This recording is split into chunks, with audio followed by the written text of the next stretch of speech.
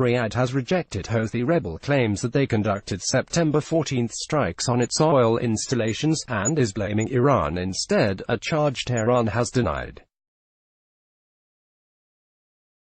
Saudi Arabia says it will respond appropriately if probe confirms Iran's role in Sept.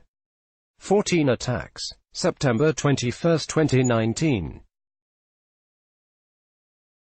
Reuters video keyframe. Reuters, Saturday, September 21. Saudi Arabia to take appropriate steps. Saudi Arabia will take appropriate steps to respond to an attack on its oil facilities if its investigation confirms that Iran was responsible, a senior official said on Saturday.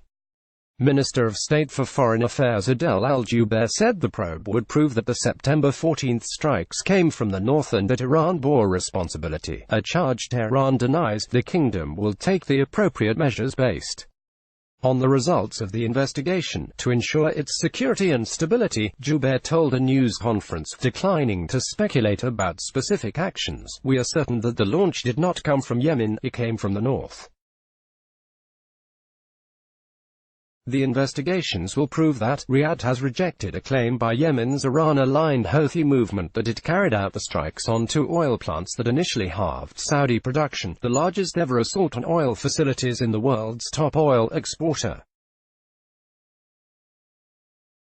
U.S. to deploy troops to Saudi Arabia and USA. Pentagon says the U.S. will deploy additional troops and military equipment to Saudi Arabia and the United Arab Emirates to beef up security, as President Donald Trump has at least for now decided against any immediate military strike on Iran in response to the attack on the Saudi oil industry. Defense Secretary Mark Esper says this is a first step, and he is not ruling out additional moves down the road. He says it's a response to requests from the Saudis and the UAE to help improve their air and missile defenses. Esper and General Joseph Dunford, chairman of the Joint Chiefs of Staff, said details of the deployments will be determined over the coming days. Saudi Aramco sees full oil production by end Sept. Saudi state oil company Aramco said it will bring back by end September full crude output at Abqaiq and Khurais, the two oil facilities damaged by attacks last weekend that U.S. officials have blamed on Iran. Aramco is shipping equipment from the United States and Europe to rebuild the damaged facilities. Farhad Abdulkarim, Aramco's general manager for the southern area oil operation, told reporters on a tour organized by the company to the two sites east of the capital Riyadh. Reuters reporters were shown repair work underway at both locations, with cranes erected around burnt-out stabilization columns, which form part of oil-gas separation units. We are working 24/7, Abdulkarim said in Khurais. This is a beehive, Trump says. New sanctions on Iran. President Donald Trump says his administration is imposing additional sanctions on Iran following last weekend's attack on Saudi oil facilities, which the administration has blamed on Iran. Speaking in the Oval Office on Friday during a meeting with Australian Prime Minister Scott Morrison, Trump said, "We have just sanctioned the Iranian National Bank. The US has already applied an arsenal of sanctions on Iran since the administration withdrew in November from the 2015 nuclear deal." Still, Treasury Secretary Steven Mnuchin says the latest sanctions demonstrate the U.S. is continuing a maximum pressure campaign, asserting, "We have now cut off all funds to Iran." Saudi vows quick recovery despite damage to oil plant. Saudi Arabia vowed on Friday oil production will be quickly restored as it revealed extensive damage to the Khurais oil field following weekend aerial strikes, which have been blamed on Iran by Washington. "We will have production at the same level as before the strike by the end of this month. We are coming back stronger," asserted Farhad al-Abdulkarim, a general manager for Saudi Aramco. He said there were as many as 300 people on site at the time of the aerial strikes early on Saturday morning. "The whole thing happened with 4 strikes and explosions, with no single injury to any staff," he said, as he inspected damage.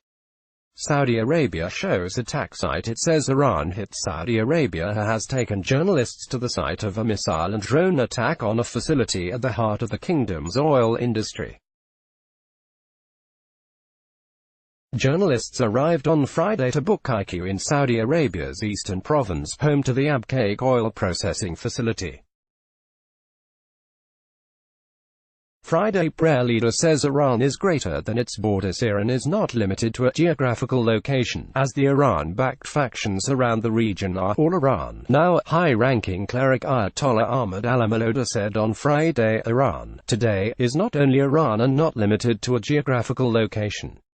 Iraq's Hashd al-Shaabi, Lebanon's Hezbollah, Yemen's Ansarullah, Syria's National Defense Forces, Palestine's Islamic Jihad and Hamas are all Iran. The semi-official news agency ISNA quoted the ultra-conservative al-Malouda as saying during a Friday prayer sermon, Kuwait raises security levels at ports. Kuwait says it has raised security levels at its ports given ongoing regional tensions following an attack on Saudi Arabia. The state-run Kuna news agency reported the decision on Friday, quoting Kuwait's Minister of Commerce and Industry as making the announcement. Khalid al-Rawdan said it affected both commercial ports and oil facilities. Iran oil minister inspects cybersecurity at key refinery. Iranian oil minister Bijan Zanganeh discussed cybersecurity and production bottlenecks during a visit to a major refinery and petrochemical plants on Iran's Gulf Coast on Friday, the official news agency IRNA reported. Investigating the refinery's civil defense situation and related topics is among the goals of the oil minister's one-day trip to Bandar Abbas, IRNA reported. Iran's civil defense body is in charge of issues including cybersecurity. IRNA said Zanganeh inspected several petrochemical plants and the 350,000 barrels per day Persian Gulf Star refinery, which helped Iran declare self-sufficiency in gasoline after the inauguration of its third phase in February. U.S. military to present options on Iran. The Pentagon will present a broad range of military options to President Trump on Friday as he considers how to respond to what administration officials say was an unprecedented Iranian attack on Saudi Arabia's oil industry. In a White House meeting, the Republican president will be presented with a list of potential airstrike targets inside Iran, among other possible responses, and he will be warned that military action against the Islamic Republic could escalate into war, according to U.S. officials familiar with the discussions who spoke on the condition of anonymity. Houthis accuse Saudi-led coalition of dangerous escalation. The Yemeni Houthi movement on Friday accused the Saudi-led coalition of a dangerous escalation of the situation around Hodeidah after coalition forces attacked targets north of the port city. The actions threatened a UN-brokered ceasefire accord in the Red Sea port, Houthi spokesman Mohammed Abdul Salam said. The Saudi-led coalition on Friday launched a military operation north of Hodeidah against what it described as legitimate military targets. A coalition spokesman said attacks had destroyed 4 sites used to assemble remote-controlled boats and sea mines to help protect the freedom of maritime navigation. The concentrated raids on Hodeidah constitute a dangerous escalation that could blow up the Sweden agreement, the Houthi spokesman said on Twitter. The coalition will bear the responsibility of this escalation, which is also a test to the United Nations. Top Iran commander threatens broad response to any U.S. plots. A senior Revolutionary Guard commander said on Friday Iran would respond from the Mediterranean to the Indian Ocean against any U.S. plots, the state news agency IRNA reported, amid heightened tensions after attacks on Saudi oil infrastructure. If the Americans think of any plot, the Iranian nation will respond from the Mediterranean, to the Red Sea and to the Indian Ocean, said General Yahya Rahim Safavi, a senior advisor to Iran's supreme leader. According to IRNA, Iran's Zarif questions U.S. coalition for peaceful resolution. Iran's foreign minister on Friday questioned U.S. plans for a coalition for a peaceful resolution in the Middle East while listing repeated Iranian diplomatic initiatives. Coalition for peaceful resolution, Mohammad Javad Zarif said in a statement on Twitter, and listed 8 diplomatic initiatives by Iran since 1985, including a peace plan plan for Yemen in 2015, and a regional non-aggression pact for the Gulf region proposed earlier this year.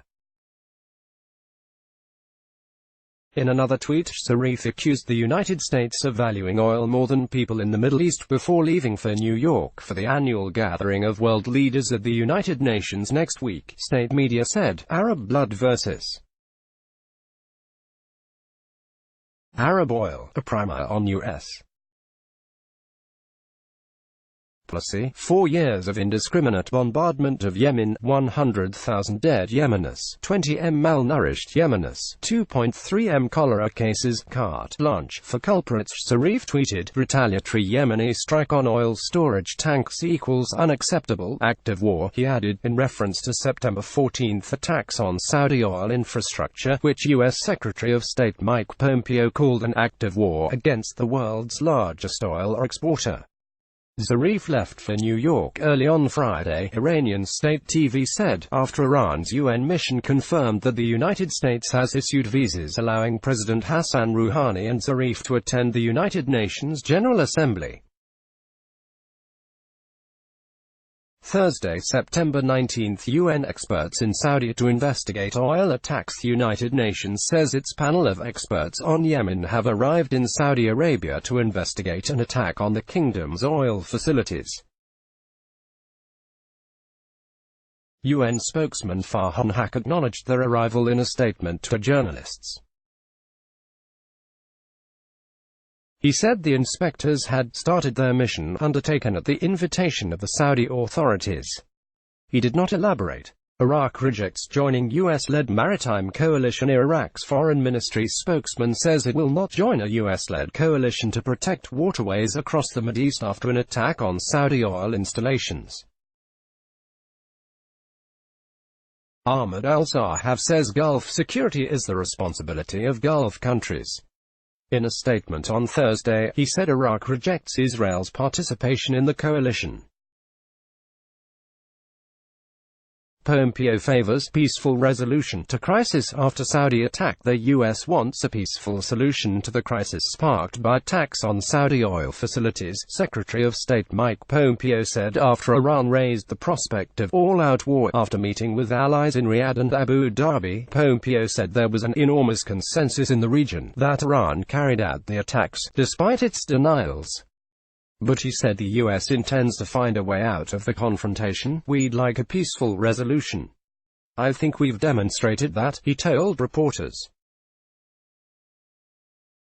I hope the Islamic Republic of Iran sees it the same way. Iran diplomat warns of all-out war if hit for Saudi attack. Iran's top diplomat said that any attack on his country over a drone and missile strike on Saudi Arabia's oil industry will result in all-out war, further pushing up tensions across the Persian Gulf. Asked by CNN what would be the consequence of a U.S. or Saudi strike, Zarif said, all-out war, it would cause a lot of casualties. He stressed, I am making a very serious statement that we don't want to engage in a military confrontation, Zarif said. But we won't blink to defend our territory. He added that any sanctions placed by the U.S. on Iran after pulling out of the nuclear deal would need to be lifted before any negotiations could be considered. They've done whatever they could and they haven't been able to bring us to our knees, Zarif said. Iran asks Gulf states to come to the senses, warns against attacks. Iran called on Gulf countries to come to the senses, saying that any aggression against the country will be met with crushing response. The Iranian supreme leader's military advisor was quoted as saying by Fars news agency, the enemy is fully aware of the preparedness of Iran's armed forces and knows that it will regret it if it commits any aggression. Advisor Hossein Degan Saeed, Iran is definitely behind them. Saudi Arabia's ambassador to Germany says his country has not ruled out any options in response to the recent attacks on its oil infrastructure.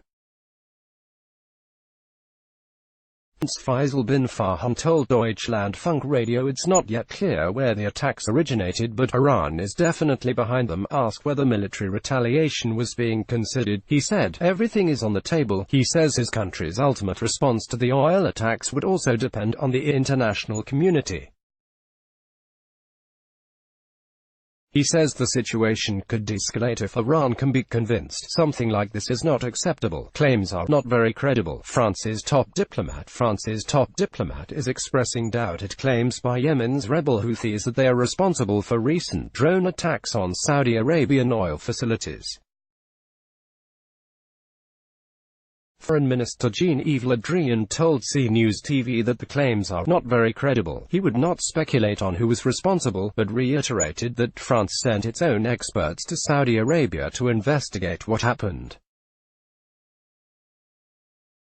Iran's Zarif slams agitation for war over Saudi attacks. Foreign Minister Zarif accused Iran's forces of agitating for war, as Washington and its Gulf allies stepped up their rhetoric over twin attacks on Saudi oil facilities. Act of war or agitation for war, Zarif tweeted, in apparent reference to remarks by U.S. Secretary of State Pompeo accusing Iran of responsibility for Saturday's attacks, which sent world energy markets into a tailspin. This was an Iranian attack.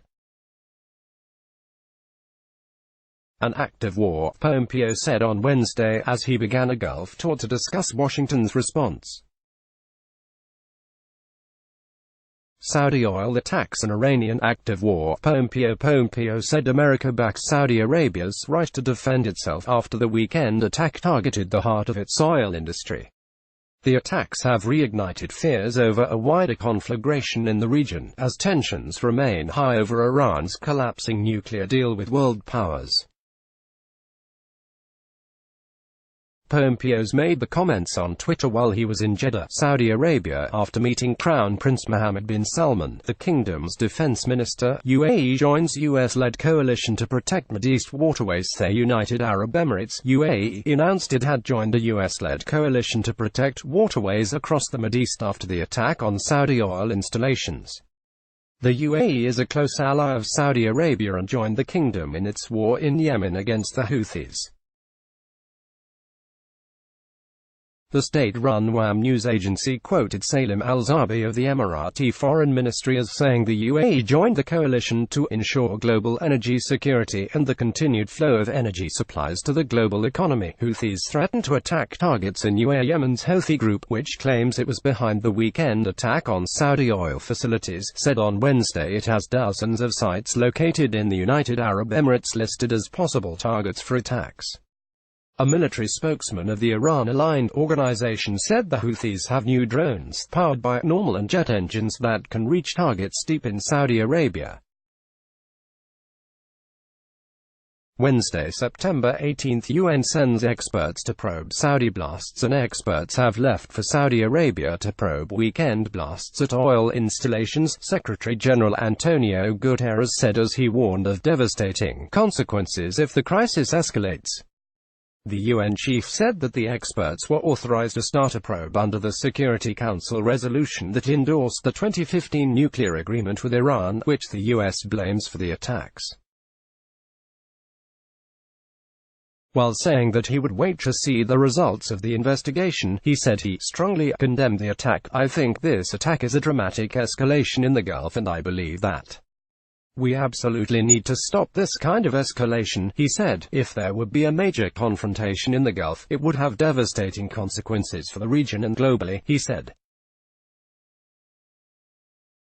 Saudi says Iran missile drones used in attack. Saudi Arabia said that strikes on its oil infrastructure came from the north and were unquestionably sponsored by Iran, but that the kingdom was still investigating where exactly they were launched from. The attack was launched from the north and unquestionably sponsored by Iran, Defense Ministry spokesman Turki al-Maliki told a press conference.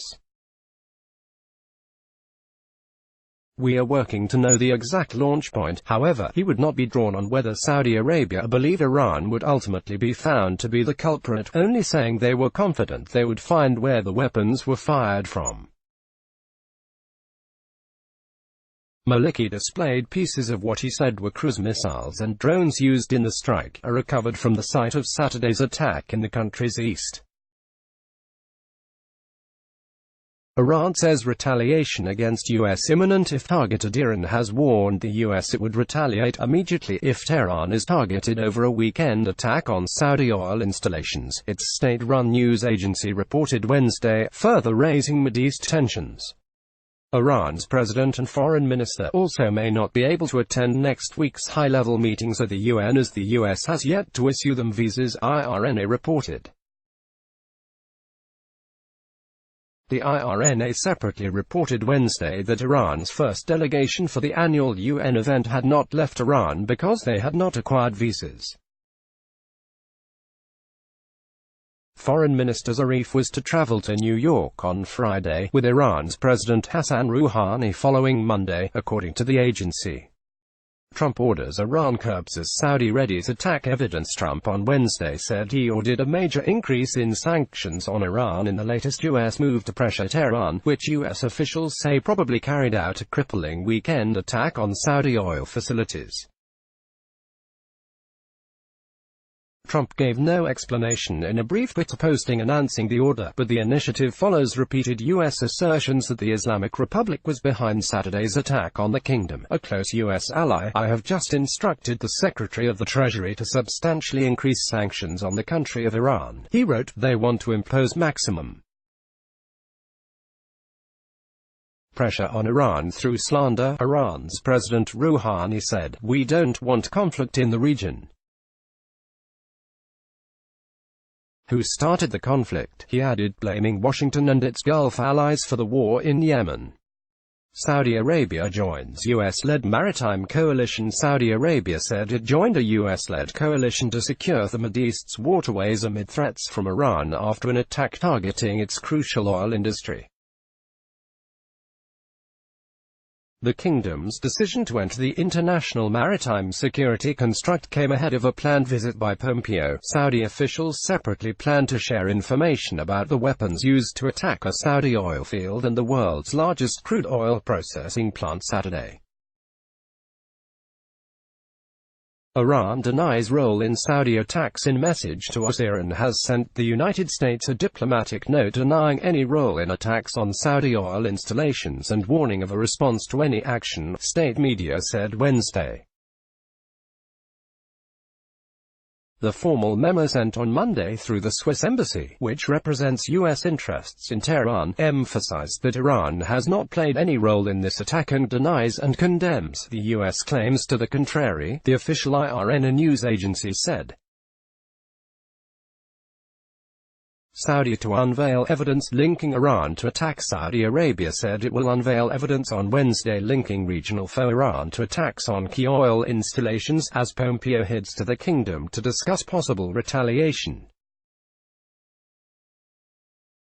Riyadh, which is bogged down in a 5-year war against Tehran-aligned rebels in neighboring Yemen, has said that the weapons used in the strikes were Iranian-made, but has so far not directly blamed its arch-rival. However, the Saudi Defense Ministry said its spokesman would present evidence from the site of the weekend attacks that halved Saudi oil production, sending global energy markets into a tailspin. He will announce the final results of the investigation and present material evidence and Iranian weapons proving the Iranian regime's involvement in the terrorist attack, the ministry said.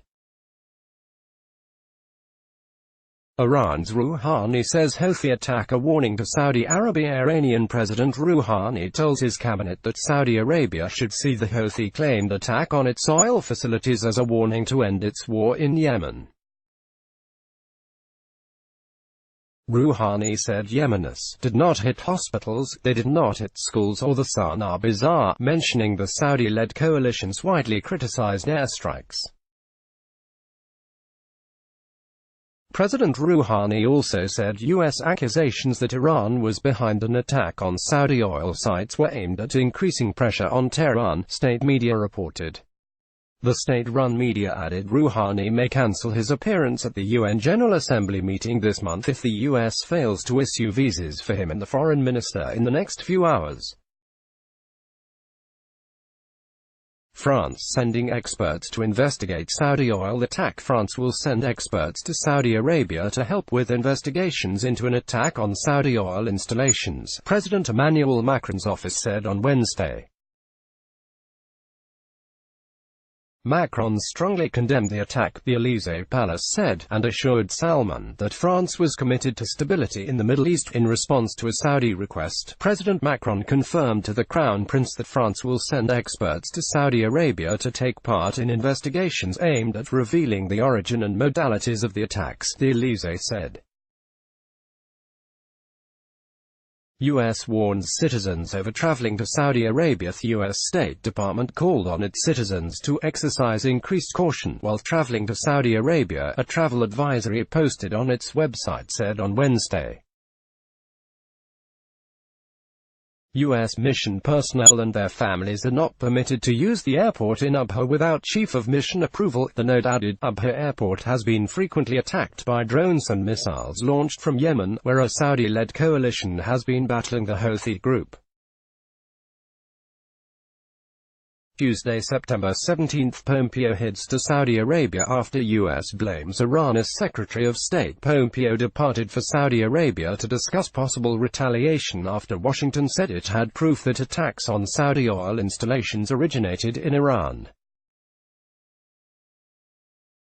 A U.S. official, speaking on condition of anonymity, said the Trump administration has concluded last weekend's attack involved cruise missiles from Iran and that evidence would be presented at the UN General Assembly next week.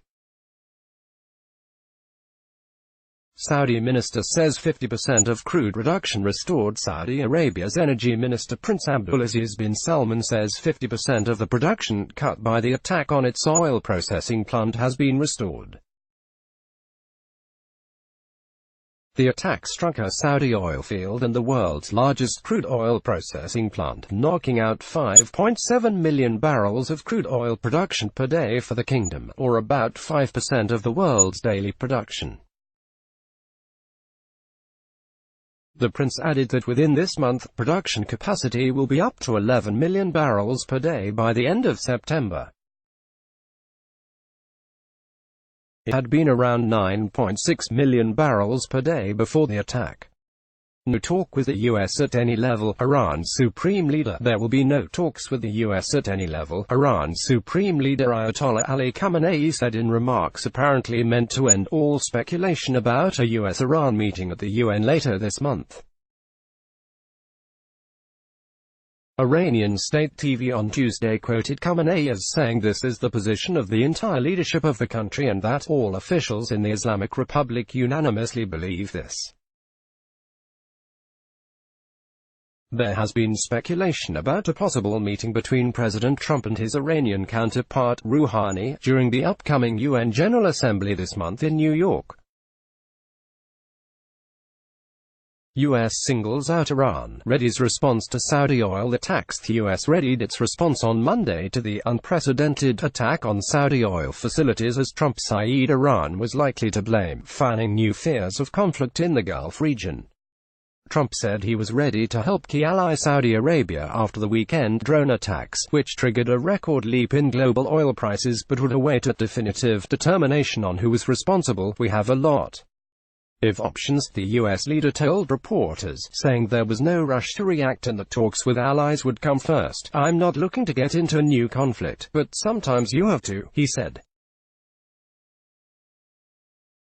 Monday, September 16, Iran seizes new boat near vital oil shipping lane. Iran seized a boat suspected of being used to smuggle fuel and arrested its 11 crew members near a vital oil shipping lane, state TV reported on Monday. A naval patrol of the Islamic Revolutionary Guard Corps intercepted the vessel carrying 250,000 liters of fuel near the Strait of Hormuz, state TV's website said, citing a commander of the force. This boat was sailing from Bandar Lenga towards United Arab Emirates waters before it was seized 32 kilometers east of Greater Tunbia Island. Brigadier General Ali Osmani was quoted as saying, Kremlin warns against hasty conclusions. Russia urges countries in the Middle East and outside the region not to draw hasty conclusions on who attacked Saudi oil facilities, Kremlin spokesman Dmitry Peskov told reporters. Peskov also said Russian President Vladimir Putin had not offered to help Saudi Arabia deal with consequences of the attacks, which did not affect preparations for Putin's upcoming visit to the country. Britain says attack outrageous but not clear who did it. Britain said an attack on Saudi Arabia's oil facilities was serious and outrageous, but that the full facts were needed on who was responsible before making a response. The attack was a wanton violation of international law, British Foreign Secretary Dominic Raab said, adding that the UK stood firmly behind Saudi Arabia. In terms of who is responsible, the picture is not entirely clear, Raab said. I want to have a very clear picture, which we will be having shortly. China can't apportion blame for attack without fact. China's foreign ministry said it was irresponsible to blame anyone for the attack on Saudi Arabia's oil facilities without conclusive facts. Ministry spokeswoman Hua Chunying, speaking at a daily news briefing in Beijing, added that China hoped all parties would exercise self-restraint. Trump not to meet Iran officials with no conditions. Trump on Sunday appeared to play down the chances that he might be willing to meet with Iranian officials, saying reports that he would do so without conditions were not accurate. The fake news is saying that I am willing to meet with Iran, no conditions. That is an incorrect statement, as usual, Trump said on Twitter. In fact, as recently as on September 10, U.S. Secretary of State Pompeo said Trump is prepared to meet with no preconditions. Energy prices spike after attacks. Global energy prices spiked after the Houthi claimed drone attack caused the worst disruption to world supplies on record. Benchmark Brent crude gained nearly 20% in the first moments of trading on Monday before settling down to over 8% higher as trading continued. A barrel of Brent traded up $5.33 to $65.55. That spike represented the biggest percentage value jump in Brent crude since the lead-up to the 1991 Gulf War that saw a U.S.-led coalition expel Iraqi leader Saddam Hussein's forces from Kuwait. Houthis warn of more attacks. Yemen's Houthi rebels warned of more attacks on Saudi oil facilities and urged foreign companies doing business in the kingdom to stay away from its energy sites. Yahya Sari, a rebel spokesman, said facilities such as the Abqaiq oil processing plant and the oil field hit this weekend could again be targeted at any time. Sunday, September 15. U.S. won't rule out Trump-Rouhani meeting. The White House did not rule out a potential meeting between Trump and Rouhani, even after Washington accused Iran of being behind drone attacks on Saudi oil facilities. White House advisor Kellyanne Conway said the attacks on Saturday did not help prospects for a meeting between the two leaders during the United Nations General Assembly this month, but she left open the possibility it could happen. I'll allow the President Trump to announce a meeting or a non-meeting, Conway told the Fox News Sunday television show. Iran dismisses U.S. allegations as meaningless. Iran's foreign ministry dismissed as meaningless U.S. accusations it was behind drone attacks on Saudi oil installations, suggesting they were a pretext to retaliate against the Islamic Republic. Such fruitless and blind accusations and remarks incomprehensible and meaningless, ministry's spokesman Abbas Mousavi was quoted as saying in a statement, the allegations over Saturday's strikes were meant to justify future actions against Iran, he added. U.S. blames Iran for Saudi attacks. Pretend diplomacy. Pompeo accused Iran of leading attacks on Saudi oil plants that have cut the kingdom's output roughly in half, as he ruled out Yemeni involvement and denounced Tehran for engaging in false diplomacy. Yemen's Iran-aligned Houthi group claimed responsibility for the attacks on two plants at the heart of Saudi Arabia's oil industry, including the world's biggest petroleum processing facility. Meanwhile, the U.S. State Department declined to provide any evidence to bolster Pompeo's claim. Pompeo also said on Twitter that there was no evidence the attacks came from Yemen. Saturday, September 14, Iran signs $440 million deal with local firm to develop Gulf gas field. Iran signed a $440 million contract with local company Petropars to develop Bilal gas field in the Gulf, Iranian state television reported, saying the country's vital energy sector was active despite U.S. sanctions. This contract and other upcoming contracts show that we are working under the sanctions.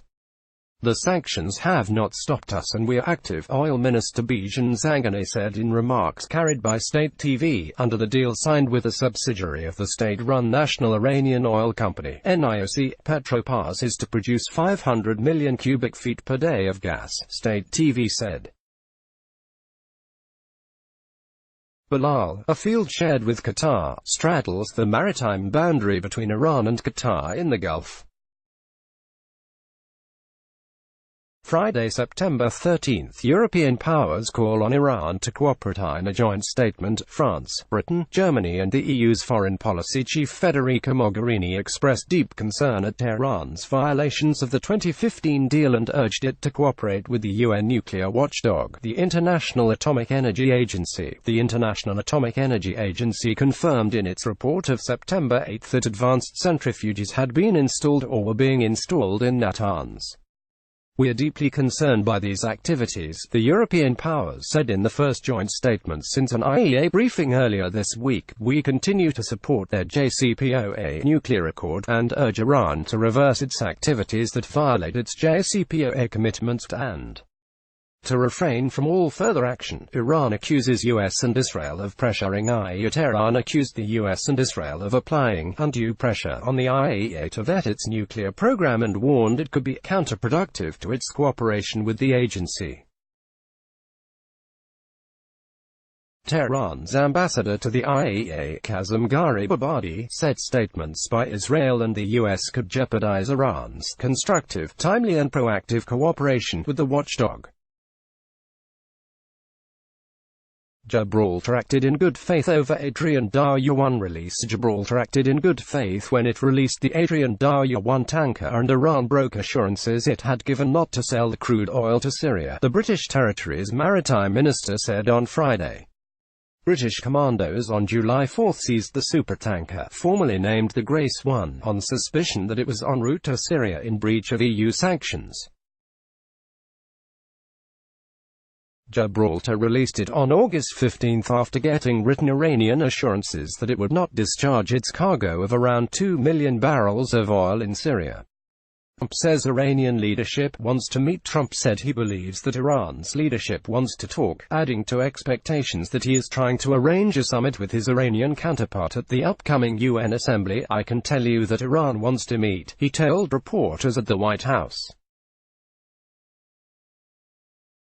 Trump has repeatedly indicated he is ready to meet with President Rouhani, who is expected to attend the UN General Assembly in New York this month. However, the Iranians have so far not given a positive response.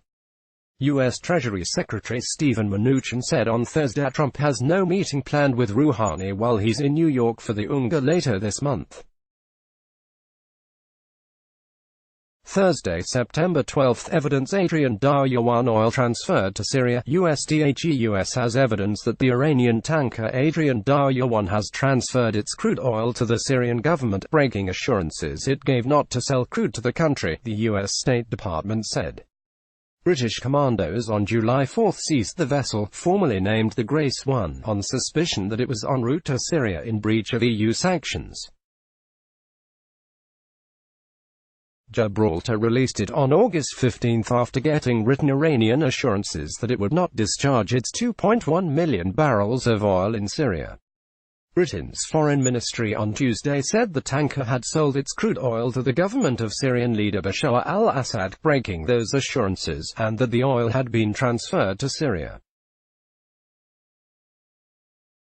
Wednesday, September 11, Rouhani signals approval of Bolton for Iran's president urged the U.S. on Wednesday to put warmongers aside as tensions roil the Persian Gulf amid an escalating crisis between Washington and Tehran in the wake of the collapsing nuclear deal with world powers. Rouhani's remarks signaled approval of Trump's abrupt dismissal of John Bolton as national security advisor, a man routinely pilloried by Iranian Foreign Minister Zarif as part of a B team that targeted Iran. Bolton had for years been critical of Tehran and once promised before an Iranian exile group that they'd be celebrating the overthrow of Iran's government this year.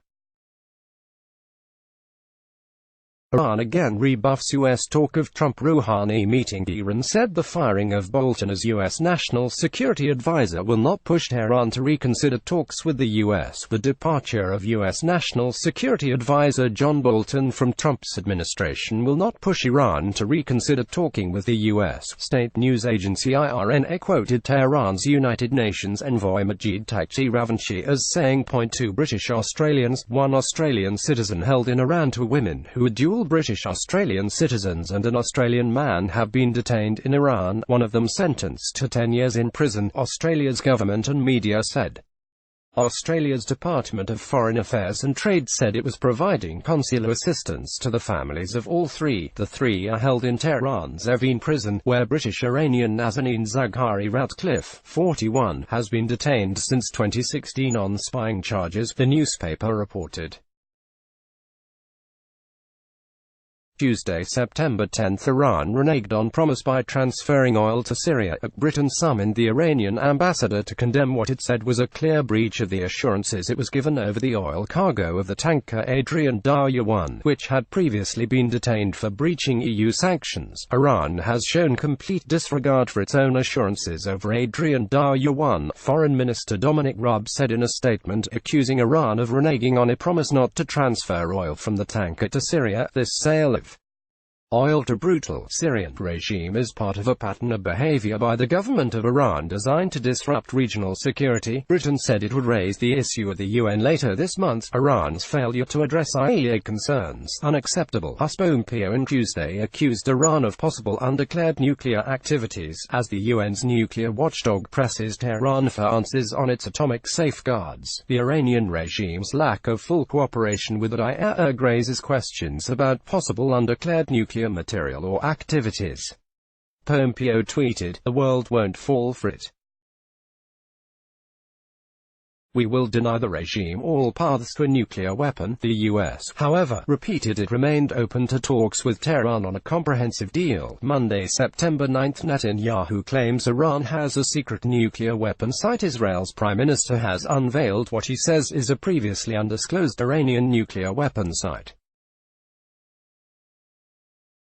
Speaking to reporters on Monday, Benjamin Netanyahu said the facility was discovered from records that Israel said it had seized from an Iranian nuclear warehouse early last year. He showed a satellite photo of the facility in the southern Fars province's Abadeh area in June, followed by a second photo of what he said was the site being destroyed in July after the Iranians realized they'd been discovered. "Today we reveal that yet another secret nuclear site was exposed in the archives that we brought from Tehran," Netanyahu said. Netanyahu, a fierce critic of the international nuclear deal with Iran, says Tehran is trying to develop a nuclear weapon, a charge Iran denies. "Israel knows what you're doing, Israel knows when you're doing it, and Israel knows where you're doing it," Netanyahu said. Respond promptly to questions. IAEA Tehran. The acting head of the UN nuclear watchdog on Monday called on Iran to respond promptly to the agency's questions regarding Tehran's nuclear program. Cornel Ferruta was addressing the quarterly board meeting of the International Atomic Energy Agency (IAEA) a day after meeting high-level Iranian officials in Tehran. He said that in his meetings he stressed the need for Iran to respond promptly to agency questions related to the completeness of Iran's safeguards declarations, adding, "Time is of the essence." Earlier on Monday, IAEA confirmed that Iran was installing advanced centrifuges, a move that puts further pressure on the troubled 2015 nuclear deal with world powers. Sunday, September 8, traces of uranium found at secret warehouse samples taken by the UN nuclear watchdog at what Israel's prime minister called that secret atomic warehouse in Tehran showed traces of uranium that Iran has yet to explain. Two diplomats who follow the agency's inspections work closely say the International Atomic Energy Agency (IAEA) is investigating the particle's origin and has asked Iran to explain the traces. But Tehran has not done so, according to the diplomats, stoking tensions between Washington and Tehran. In a speech a year ago, Israeli Prime Minister Netanyahu, who vehemently opposed the deal, called on the IAEA to visit the site immediately, saying it had housed 15 kilograms (33 pounds) of unspecified radioactive material that had since been removed. Reuters first reported in April that the IAEA, which is policing the nuclear deal, had inspected the site, a step it had said it takes only when necessary, and environmental samples taken there were sent off for analysis. Israeli and U.S. media have since reported that the samples turned up traces of radioactive material or matter, the same vague language used by Netanyahu. Those traces were, however, of uranium, the diplomats said, the same element Iran is enriching and one of only two fissile elements with which one can make the core of a nuclear bomb. One diplomat said the uranium was not highly enriched, meaning it was not purified to a level anywhere close to that needed for weapons. There are lots of possible explanations, that diplomat said.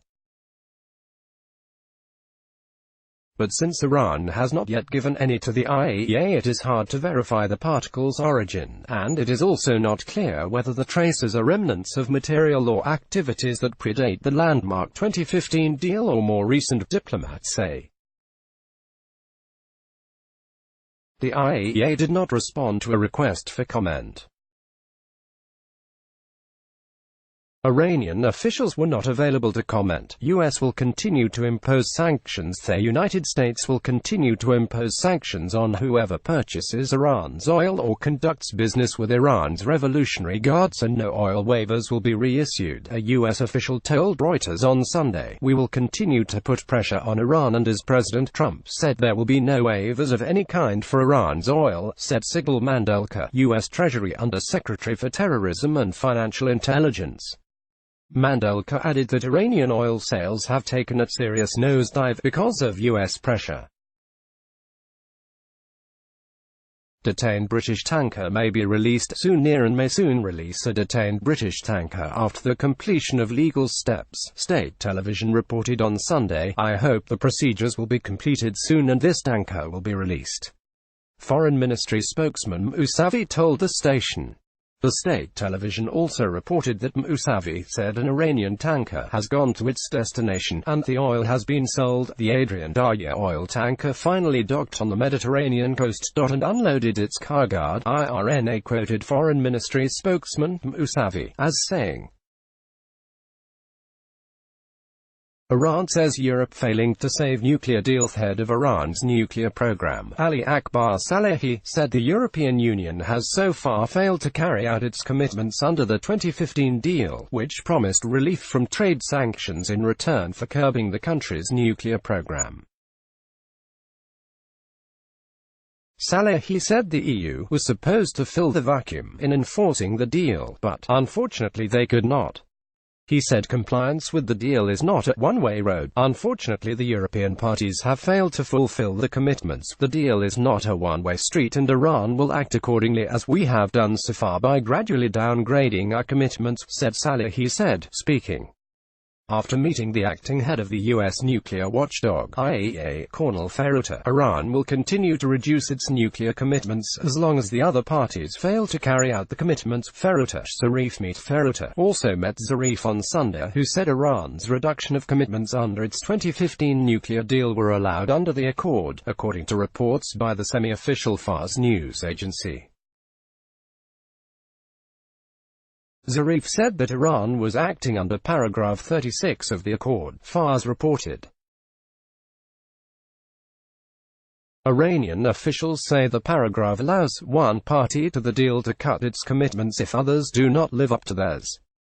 Ferruta reiterated that IAEA would carry out its verification activities in a professional and impartial manner, Fars added.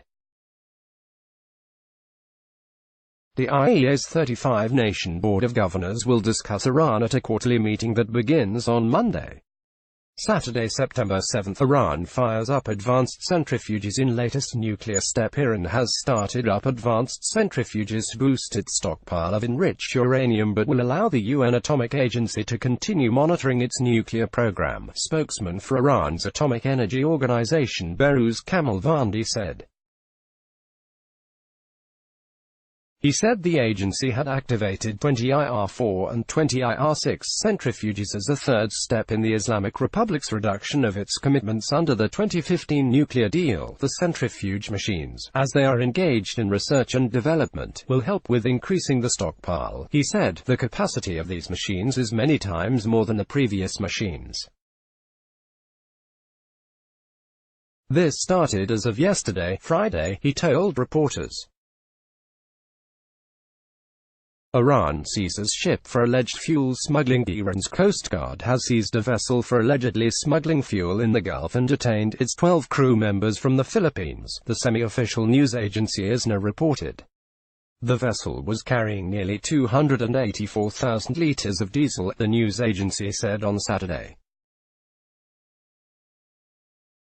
Satellite images show Iran oil tanker off Syria. Earlier, the once detained Iranian oil tanker pursued by the US appeared to be off the coast of Syria, where Tehran reportedly promised the vessel would not go when authorities in Gibraltar agreed to release it several weeks ago, according to satellite images obtained Saturday by the Associated Press. The images obtained early Saturday from Muxar Technologies appeared to show the vessel off Syria's coast, some 3.7 kilometers offshore under intermittent cloud cover. Iranian and Syrian officials have not acknowledged the vessel's presence there. Friday, September 6. Iran to host IAEA officials in Tehran. The acting chief of the UN nuclear watchdog policing Iran's nuclear deal with major powers, Colonel Fairuta, will meet senior Iranian officials in Tehran on Sunday, a spokesman for the International Atomic Energy Agency said on Friday. The visit is part of ongoing interactions between the IAEA and Iran, the spokesman said.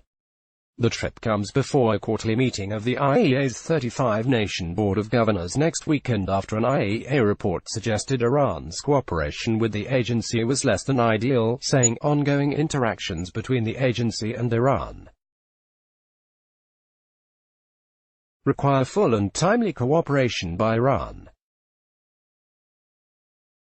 The agency continues to pursue this objective with Iran. Iran defends nuclear measures. Iranian Foreign Minister Zarif on Friday defended his country's plan to take further steps away from the 2015 nuclear accord with world powers.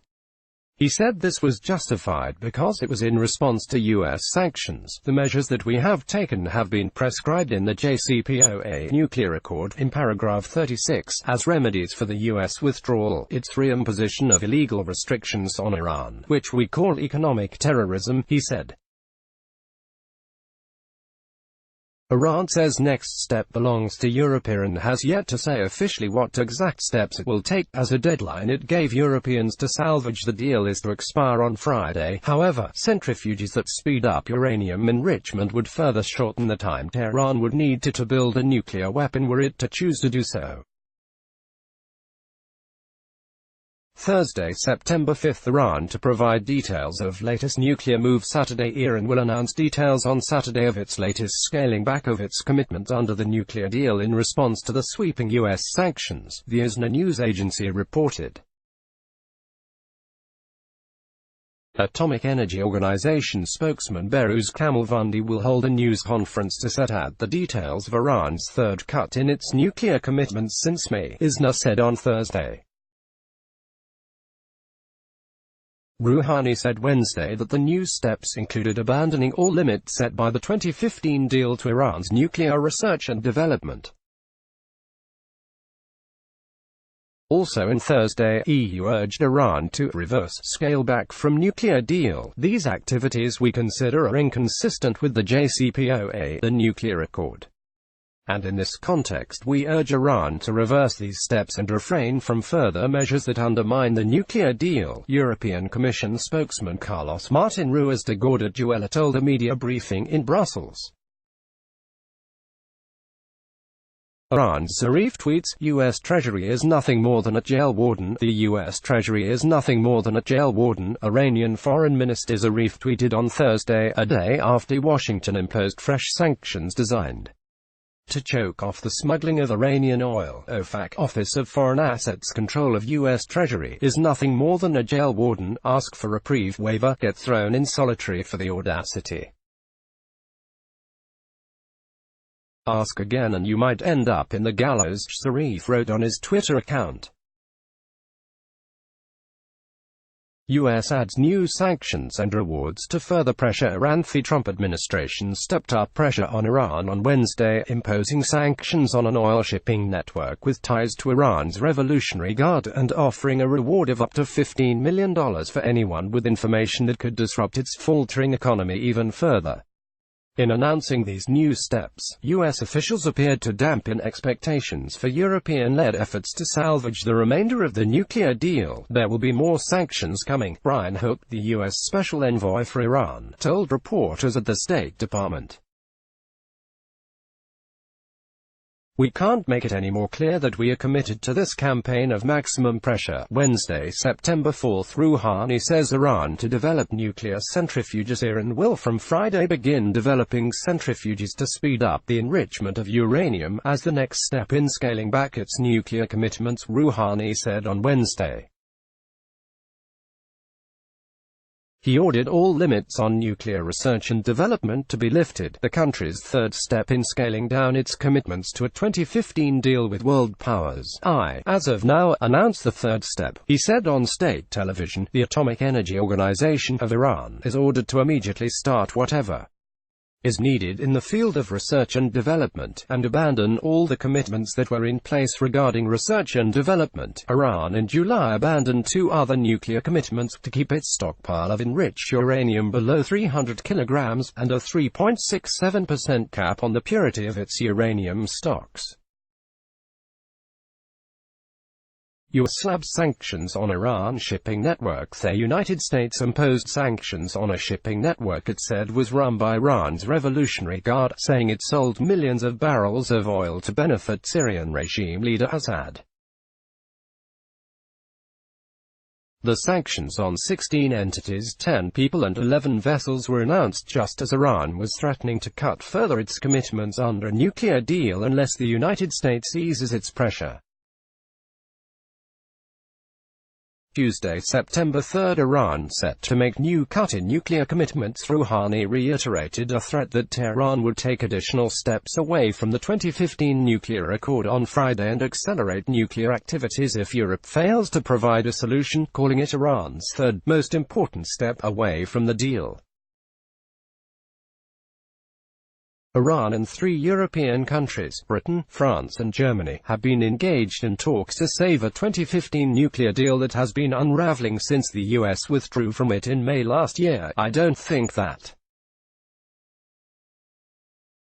we will reach a deal, so we'll take the third step and we will announce the details today or tomorrow, Rouhani told a cabinet meeting on Wednesday. If we had 20 issues of disagreement with the Europeans in the past, today there are 3 issues, he said. Most of them have been resolved, but we haven't reached a final agreement. European credit line to Iran. The idea of a phased credit line to pre-purchase Iranian oil has been floated amid the diplomatic efforts, something Araghchi reiterated. Europe, Deputy Foreign Minister Abbas Araghchi said, needs to compensate Iran in the amount of $15 billion over a 4-month span, and after that, Iran is ready for talks. Araghchi was quoted by the official IRNA news agency as saying, it is unlikely European countries can take an effective step before the deadline. Iran frees British sailors. Iran will free 7 crew members of the detained British tanker Stena Impero, Iranian state television reported on Wednesday. Foreign Ministry spokesman Mousavi told the TV that the 7 were freed on humanitarian grounds and could leave Iran soon. The Stena Impero was detained by Tehran on July 19, 2 weeks after Britain detained an Iranian tanker off the territory of Gibraltar. The Iranian ship was released in August. Monday, September 2, Iran's Zarif warns Iran said it would further scale back its commitments under the 2015 nuclear deal if EU signatories fail to shield Tehran's economy from US sanctions reimposed by Trump after exiting the deal last year. It is meaningless to continue unilateral commitments to the deal if we don't enjoy its benefits, as promised by the deal's European parties, Foreign Minister Zarif said in a joint press conference with his Russian counterpart in Moscow. We have agreed to make further efforts and take more measures to protect economic projects with Iran and to gain independence from payments in dollars, Sergei Lavrov said. Saturday, August 31, U.S. sanctions Iranian oil tanker Adrian Daryawan. U.S. sanctioned an Iranian oil tanker previously held for weeks by Gibraltar and released despite Washington's efforts to keep it detained. The U.S. Department of Treasury said the vessel, previously known as Grace 1, is blocked property under an anti-terrorist order, and anyone providing support to the Adrian Daryawan risks being sanctioned. 2 weeks ago, U.S. threatened a visa ban on the crew of the tanker. Washington says the vessel is carrying crude ultimately benefiting Iran's Islamic Revolutionary Guard Corps, which it has blacklisted as a terrorist organization.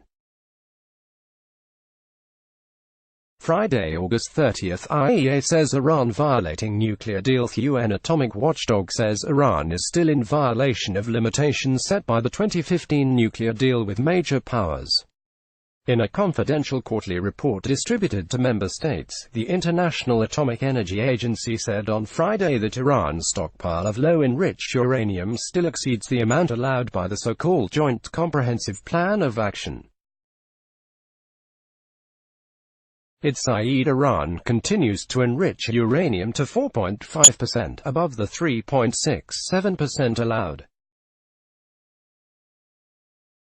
The violations were announced by Iran, and confirmed by the IAEA last month, and are meant to put pressure on the signatories to the JCPOA to provide new economic incentives to help offset new tough American sanctions. The IAEA says Iran has continued to permit its inspectors to monitor its nuclear facilities. Iranian tanker destination remains obscure. An Iranian oil tanker pursued by the U.S. on Friday again listed its destination as Turkey, but the Turkish Foreign Minister Mevlut Cavusoglu said it is certain the tanker is not coming to a Turkish port. The flurry of contradictory statements further muddies the waters for the Adrian Daryawan, formerly known as the Grace 1, and obscures where its 2.1 million barrels of oil will ultimately go.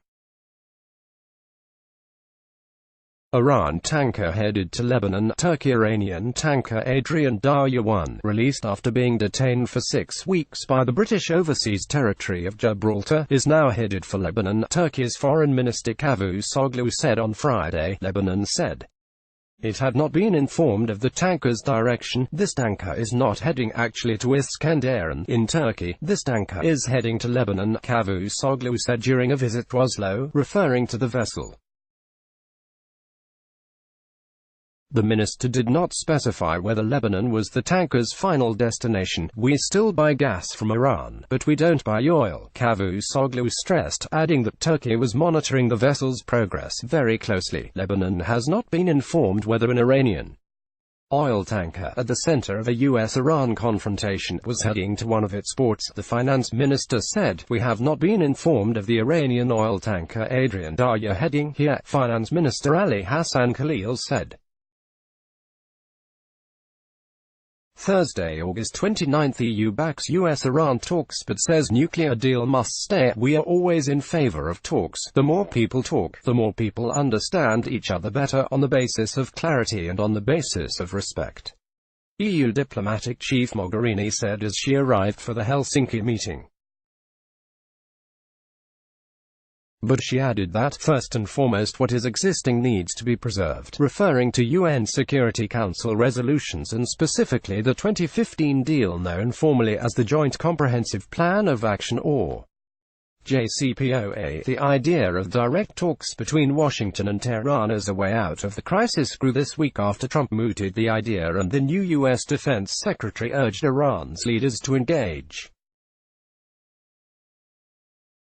Iran says no talks with US unless it lifts sanctions. Zarif says Iran's supreme leader will not meet Trump unless Washington halts its economic terrorism that has hurt ordinary Iranians. Zarif says the removal of U.S. sanctions could also help salvage the Iranian nuclear deal, which the U.S. unilaterally withdrew from last year. He says Tehran has the right to reduce its compliance under the nuclear pact after the U.S. left, but it can easily revert back to full implementation if the U.S. fulfills its commitment and returns to the table. He told a forum in Kuala Lumpur on Thursday that you do not negotiate with terrorists. If they want to negotiate, they have to abandon terrorism, in reference to the rollback of sanctions. Tuesday, August 27, Japan minister says he hopes to ease Middle East tension. Japan will try to help ease tension in the Middle East, Foreign Minister Taro Kono said on Tuesday at a meeting with Zarif. Zarif said he looked forward to discussions with Kono as both countries had special interests in the security of the energy market and stability in the Gulf. We are worried about tension in the Middle East and we hope to make some diplomatic effort to ease the tension, Kono told reporters as he stood with Zarif. We wanted to have a direct and frank conversation with you today, he said to Zarif. Japan has historically had friendly ties with Iran and is also a close U.S. ally.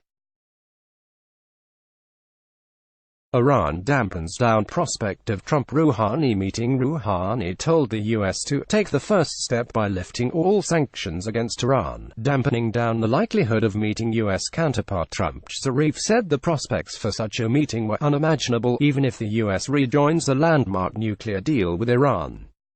Trump had said less than 24 hours earlier he was ready to meet with Rouhani within weeks, in a potential breakthrough reached during a G7 summit in the French seaside resort of Biarritz.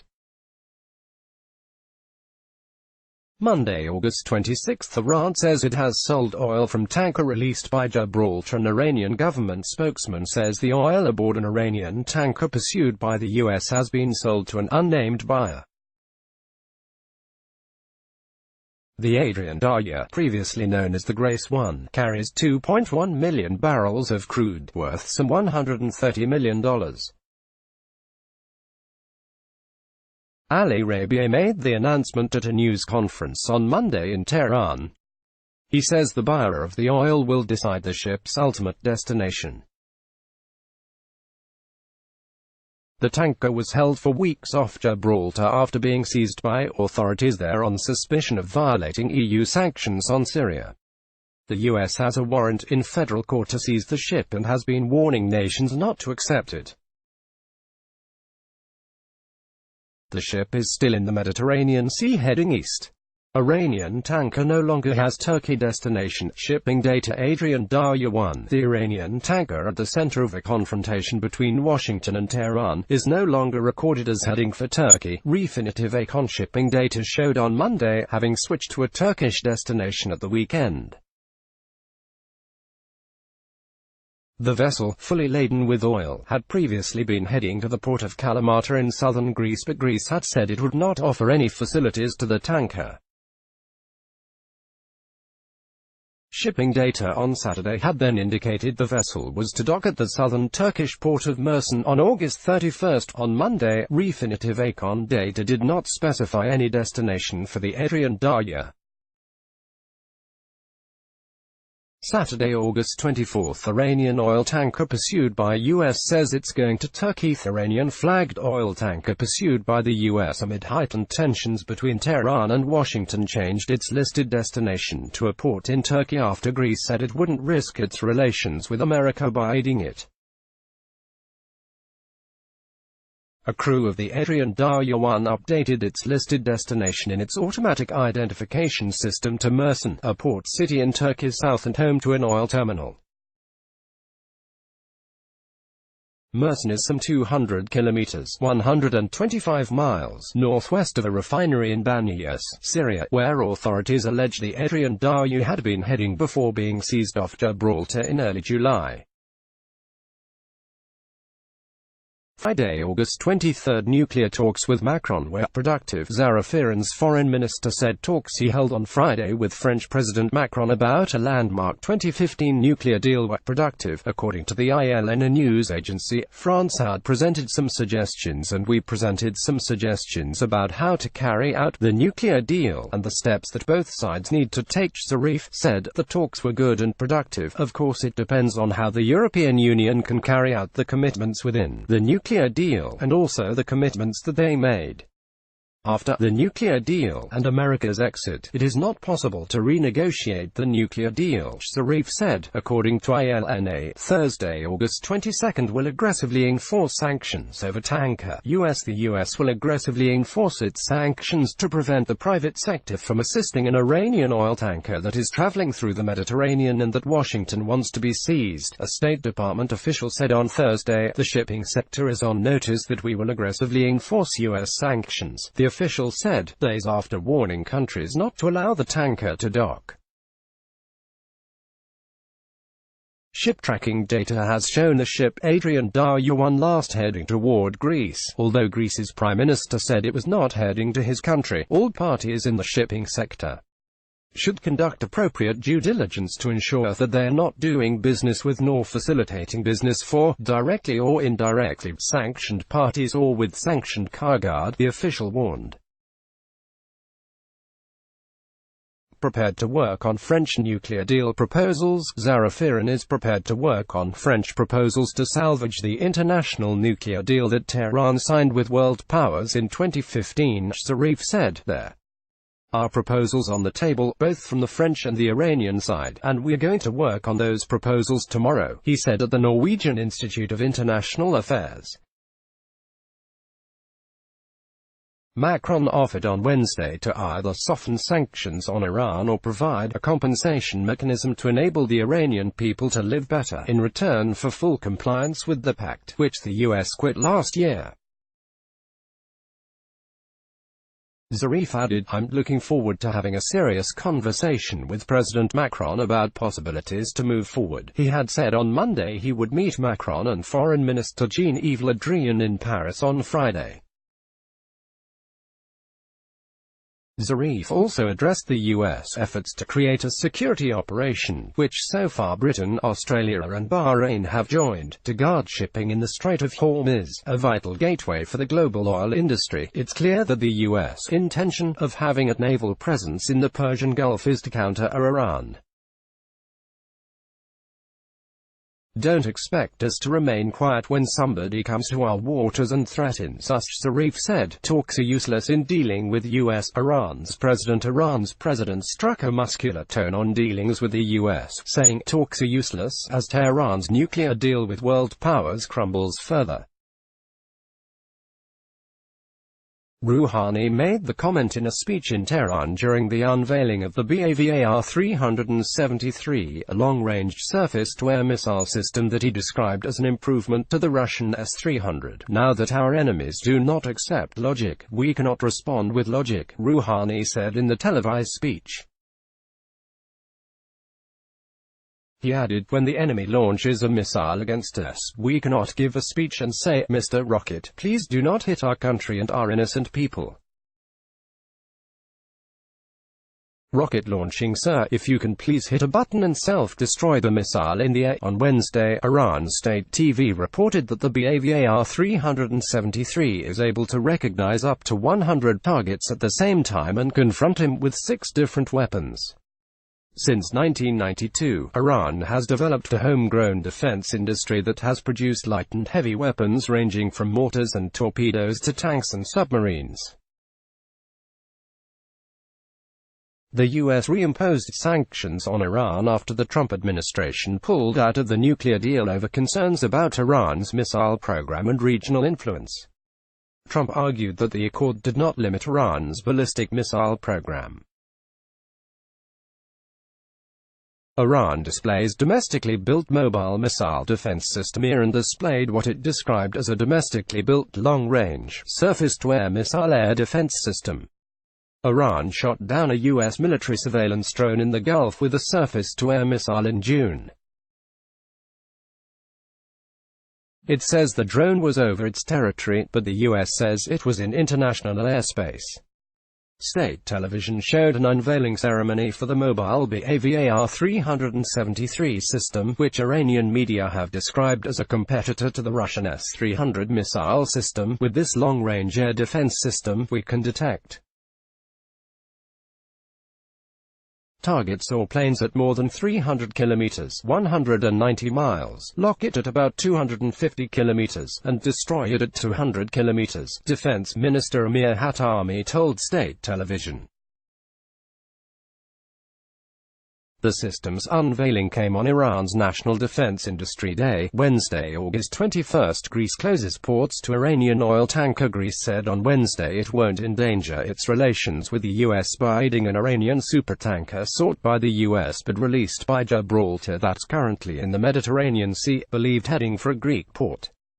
Deputy Foreign Minister Miltiadis Varviciotis said Athens is under pressure from U.S. authorities, which claim the Iran-flagged Adrian Darya 1 is tied to a sanctioned organization. He told private antenna TV that the 330-meter tanker is too big anyway to enter any Greek port and can't legally unload its $130 million worth of light crude at EU refineries. The vessel can still enter Greek waters or anchor offshore, in which case Athens will see what it will do, Varviciotis added. Tuesday, August 20, Pompeo warns action. The United States will take every action it can to prevent an Iranian tanker from delivering oil to Syria in contravention of U.S. sanctions, Pompeo warned. We have made clear that anyone who touches it, anyone who supports it, anyone who allows a ship to dock is at risk of receiving sanctions from the United States, Pompeo told reporters. If that ship again heads to Syria, we will take every action we can consistent with those sanctions to prevent that. The Adrian Darya, formerly the Grace 1, left Gibraltar on August 18, and ship tracking data showed the vessel was heading toward the Greek port of Kalamata. No request from Iran tanker to dock in Greece. Minister Athens has received no request from the Iranian tanker Adrian Darya to dock in Greece, Merchant Marine Minister Ioannis Plakiatakis said Tuesday after a maritime tracker gave the ship's reported destination as the Greek port of Kalamata. There is officially no request concerning the arrival of the Iranian tanker in a Greek port. Plakiatakis told Greek media, "We're following its progress and are working with the Greek foreign minister," he said. The website Marine Traffic placed the supertanker carrying 2.1 million barrels of oil some 100 kilometers northwest of the Algerian port of Oran. Monday, August 19, Iran warns U.S. against seizing tanker. Iran said it warned Washington through the Swiss embassy in Tehran, which represents prior U.S. interests, against trying to seize the tanker again. Iran has given necessary warnings to American officials through its official channels not to make such a mistake because it would have grave consequences, Foreign Ministry spokesman Mousavi said.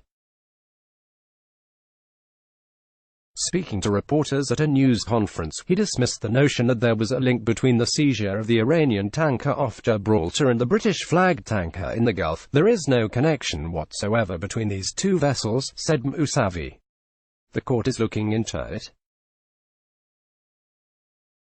We hope the investigation is completed as soon as possible and the verdict is issued. Zarif rules out talks with US over new nuclear deals. Zarif Saeed, Iran is not interested in talks with Washington, but any mediation should focus on bringing the United States back to the 2015 nuclear deal which it left last year. Zarif was speaking in Finland after meeting Foreign Affairs Minister Pekka Haavisto, who said Europe was doing its best to salvage the deal. Iranian tanker sought by U.S. heading toward Greece. An Iranian supertanker hauling $130 million worth of light crude oil that the U.S. suspected to be tied to a sanctioned organization lifted its anchor and began moving away from Gibraltar. Marine traffic monitoring data showed the Iran-flagged Adrian Darya 1, previously named Grace 1, set course for Kalamata, Greece, with an estimated arrival on August 25, according to ship tracking service Mariner Traffic. It wasn't immediately clear why the tanker would be heading there or whether the destination could change. The vessel had been detained for a month in the British overseas territory for allegedly attempting to breach European Union sanctions on Syria. Sunday, August 18, Adrian Daryawan expected to leave Gibraltar Sunday night. Iran's ambassador to Britain said the Iranian tanker caught in a standoff between Tehran and the West is expected to leave the British territory of Gibraltar on Sunday night with the arrival of two specialized engineering teams to Gibraltar. The vessel is expected to leave tonight, Hamid Bey-Adenajad said on Twitter. British Royal Marines seized the vessel in Gibraltar in July on suspicion that it was carrying oil to Syria, a close ally of Iran, in violation of European Union sanctions. Gibraltar rejects U.S. pressure to hold Iranian oil tanker. Authorities in Gibraltar say they are rejecting the United States' renewed request that the British overseas territory not release an Iranian supertanker. The vessel has been detained for over a month in Gibraltar for allegedly attempting to breach European Union sanctions on Syria. In a statement Sunday, Gibraltar's government said the ship would be free to go, as U.S. sanctions on Iran had no equivalent in the United Kingdom or the rest of the EU. The U.S. had unsealed a warrant on Friday to seize the vessel, a day after Gibraltar lifted the ship's detention. The vessel remains at anchor off Gibraltar, laden with 2.1 million barrels of Iranian light crude oil. A new crew is expected to arrive and sail the tanker to an undisclosed destination as early as Sunday. Saturday, August 17, Iranian tanker to leave Gibraltar soon. The United States faced an against-the-clock legal battle to re-seize an Iranian supertanker caught in a diplomatic standoff before the vessel's shipping agent said Saturday he would go ahead with the ship's planned departure from Gibraltar on Sunday or Monday. The head of the company sorting paperwork and procuring for the Grace 1 oil tanker in the British overseas territory said the vessel could be sailing away in the next 24 to 48 hours, once new crews dispatched to the territory take over command of the ship. The vessel is ongoing some logistical changes and requirements that have delayed the departure, Astral Ship Managing Director Richard de la Rosa told the Associated Press. He said the new crews were Indian and Ukrainian nationals hired by the Indian managers of the ship and that his company had not been informed about the supertanker's next destination. Iran tanker shifts position but still at anchor off Gibraltar. An Iranian tanker caught in the standoff between Tehran and the West shifted position on Saturday, but its anchor was still down off Gibraltar and it was unclear if it was ready to set sail soon. Gibraltar authorities could not be reached for comment. The Grace 1 was seized by British Royal Marines at the western mouth of the Mediterranean on July 4 on suspicion of violating European Union sanctions by taking oil to Syria, a close ally of Iran. Gibraltar lifted the detention order on Thursday, but the vessel's fate was further complicated by the U.S., which made a last-ditch legal appeal to hold it. Friday, August 16, U.S. announces warrant to seize Iranian supertanker Grace 1. The U.S. Justice Department unveiled a warrant on Friday for the seizure of the Iranian oil supertanker Grace 1, one day after a Gibraltar judge allowed the release of the detained vessel. The warrant says the vessel, all the oil aboard and $995,000 are subject to forfeiture based on violations of the International Emergency Economic Powers Act (IEPA) and bank fraud, money laundering, and terrorism forfeiture statutes.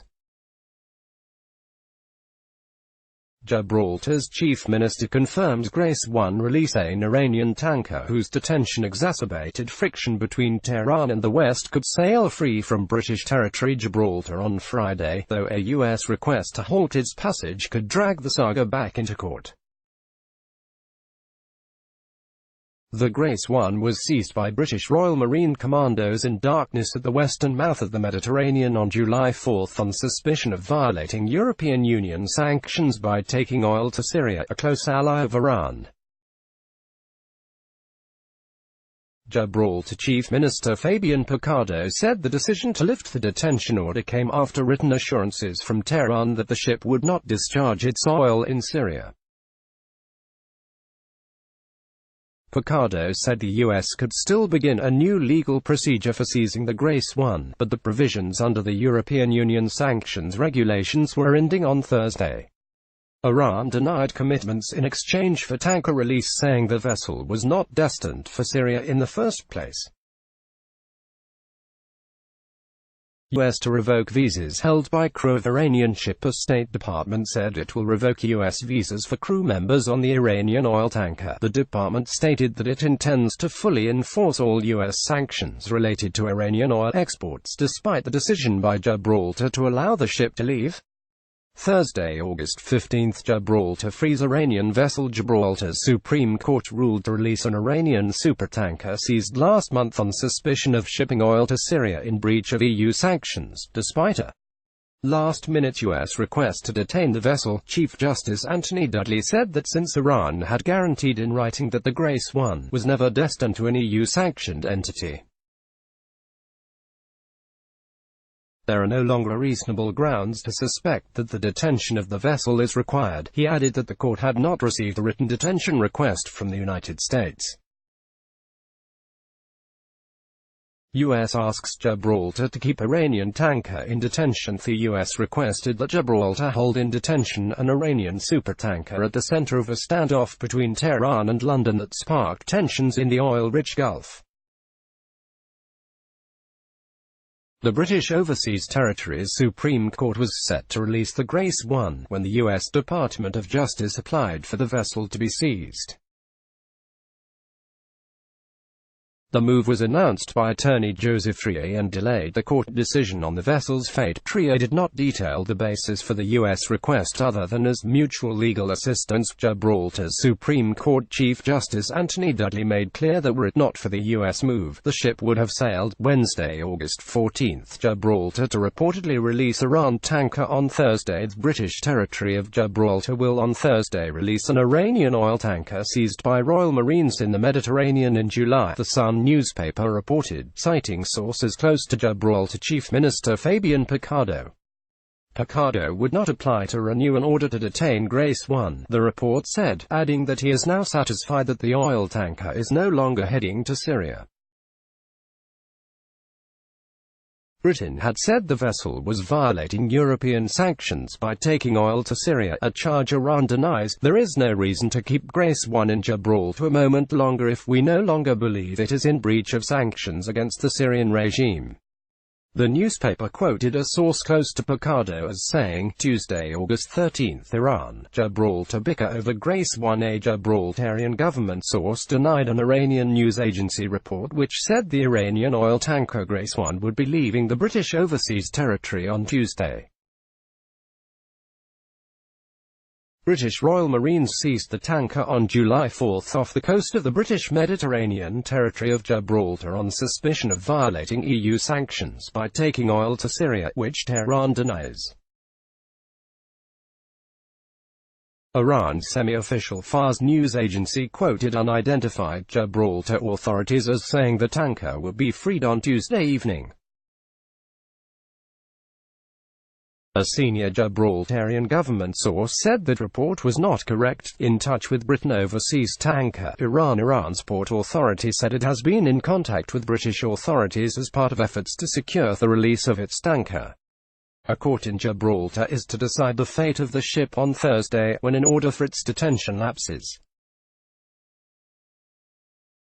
The deputy head of Iran's port authority, Jalil Eslami, said in a report by state news agency IRNA that Britain had shown an interest in overcoming the problem and documents had been exchanged. Gibraltar seeks to ease tanker standoff with Iran. Gibraltar said it was seeking to de-escalate issues arising with Iran since the detention of the Grace 1 tanker. We continue to seek to de-escalate issues arising since the lawful detention of Grace 1, a spokesman for Gibraltar said. The current detention order on the vessel expires on Saturday night, the spokesman said. Saturday, August 10, Iran unveils overhauled air defense system. Iran unveiled a new air defense system it says is capable of detecting missiles and drones at a range of 400 kilometers, 250 miles, ISNA news agency reported. The Fala is a locally overhauled version of the imported Gamma surveillance radar, the semi-official news agency said, in an apparent reference to a Russian-made system of that name. It had been inoperable due to sanctions, lack of spare parts and the inability of foreign engineers to carry out repairs, it added. Friday, August 9, Iran warns against Israeli involvement in maritime coalition. Any Israeli involvement in a maritime coalition in the Gulf is a clear threat to Iran's national security and it has a right to confront the threat, Iran's foreign ministry spokesman Mousavi said on Friday, according to a statement on the ministry's website. Israeli media quoted Foreign Minister Israel Katz as telling a closed-door meeting on Tuesday that Israel was part of discussions and intelligence sharing with a possible U.S. maritime security coalition. Israeli officials declined to confirm or deny the reports. Thursday, August 8, Iran says U.S. mission will increase in security. Iran's defense minister said the formation of a U.S.-led flotilla in the Gulf would increase in security, and any Israeli involvement would have disastrous consequences for the region. The military coalition that America is seeking to form with the excuse of securing maritime transport will only increase insecurity in the region. Defense Minister Amir Hatami said in a conference call with counterparts from Kuwait, Oman and Qatar. Reacting to reports of Israeli willingness to join the coalition, he said it would be highly provocative and can have disastrous consequences for the region. Calling the U.S. the main source of tensions in the region, Hatami called on Gulf countries to enter constructive talks to provide maritime security by themselves. U.S. asks for transit plans. Washington said that U.S.-flagged commercial vessels should send the transit plans for the Strait of Hormuz and Gulf waters to U.S. and British naval authorities ahead of time. This comes from the U.S. Maritime Administration in an advisory on Iran threats. Heightened military activity and increased political tensions in this region continue to pose serious threats to commercial vessels, said the advisory. Vessels should also alert the U.S. Navy's Fifth Fleet and the United Kingdom maritime trade operations in the event of any incident or suspicious activity, it added, saying that crews should not forcibly resist any Iranian boarding party. Tuesday, August 6, Israel to join U.S. mission. Israeli Foreign Minister Yisrael Katz has said that his country will join the U.S.-led coalition to protect trade routes in the Persian Gulf, Israeli media reported on Tuesday. According to an Israeli daily Yedioth Aharonoth, Katz claimed that he had recently met a high-ranking persona from the UAE to improve ties between Israel and Arab states. Israel is part of the U.S.-led coalition to protect trade routes in the Persian Gulf, Katz said. It is an Israeli interest to stop Iranian entrenchment in the region and strengthen relationship with Gulf countries, he added. According to the newspaper, Katz said in a meeting of ministers that Israel has no conflict with Gulf nations. So far, only Britain has officially said it would join the mission to protect merchant ships after Iran seized a British-flagged vessel. Rouhani says Iran favors talks but US must lift sanctions. Rouhani said on Tuesday that Tehran favors talks with Washington but the US must first lift sanctions it imposed on Iran. The Islamic Republic of Iran favors talks and negotiations and, if the U.S. really wants to talk, before anything else it should lift all sanctions, Rouhani said in remarks aired live on state television. He added, peace with Iran is the mother of all peace and war with Iran is the mother of all wars. Rouhani, speaking at the foreign ministry after meeting with his top diplomat Zarif Saeed, Iran was ready for talks regardless of whether or not the U.S. was party to a landmark nuclear deal. Monday, August 5, Germany not to join U.S. mission. German Foreign Minister Heiko Maas on Monday reiterated that Germany would not join a U.S.-led naval mission in the Strait of Hormuz, adding that Berlin favored a European mission but warned it was rather difficult to make progress on that. At the moment, the Britons would rather join an American mission. "We won't do that," Mast told reporters. "We want a European mission," he said, adding that the issue was not off the agenda but it would take time to convince the European Union to carry out such a mission. The U.S. Embassy in Berlin said on Tuesday the United States had asked Germany to join France and Britain in a mission to protect shipping through the Strait and combat Iranian aggression. Sunday, August 4, Iran seizes foreign tanker smuggling fuel. State Mediterranean media say the Revolutionary Guard has seized an oil tanker carrying 700,000 liters of smuggled fuel in the Persian Gulf. The semi-official Fars news agency says 7 crew members were detained when the ship was seized late Wednesday. It did not provide further details on the vessel or the nationality of the crew. This would mark the third commercial vessel seized by Iranian forces in recent weeks and the second accused of smuggling fuel. Tensions have soared in the Gulf in recent months as the U.S. has boosted its military presence and oil tankers have been seized by Iranian forces or targeted by unknown saboteurs. The tensions are rooted in the U.S. decision last year to withdraw from the 2015 nuclear accord and impose sweeping sanctions on Iran. Saturday, August 3, Iran will take third step to reduce commitments to nuclear deal. Iran will take the third step to reduce its commitments to a landmark 2015 nuclear deal within the framework of the pact, Zarif said on Saturday, according to parliamentary news agency ICANA. The third step in reducing commitments to the nuclear deal will be implemented in the current situation, he said. We have said that if the deal is not completely implemented by others, then we will also implement it in the same incomplete manner. And, of course, all of our actions have been within the framework of the deal. Thursday, August 1, childish of U.S. to sanction Iran. Foreign Minister Rouhani accused the U.S. of childish behavior on Thursday over Washington's sanctioning of Iran's foreign minister amid rising tensions between the two countries. They, Americans, are resorting to childish behavior. They were claiming every day, "We want to talk," with no preconditions. And then they sanction the foreign minister, Rouhani said. This means they have lost the power of rational thought. Wednesday, July 31, U.S. put sanctions on Iranian Foreign Minister Zarif. The U.S. on Wednesday imposed sanctions on Zarif, targeting the country's top spokesman and potentially hurting chances of diplomatic talks amid rising tensions between the two countries.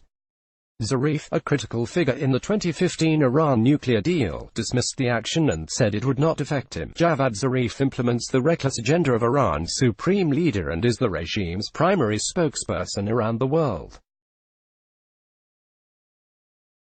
The U.S. is sending a clear message to the Iranian regime that its recent behavior is completely unacceptable, Treasury Secretary Steven Mnuchin said. The sanctions against Zarif would block any property or interests he has in the U.S., but the Iranian foreign minister said he had none. UAE, Iran held rare talks in Tehran on maritime security. Officials from the UAE and Iran met to discuss maritime security for the first time in 6 years amid a spike in tensions in the Persian Gulf, both countries confirmed on Wednesday. The meeting is significant because the UAE and Iran are regional rivals. The UAE downgraded ties with Iran in 2016 and has long pushed for more hawkish U.S. policies toward Tehran, including supporting tough American sanctions. An Emirati official told AP that the meetings focused on issues related to border security and navigation in shared waters, describing the talks as nothing new and unrelated to current tensions.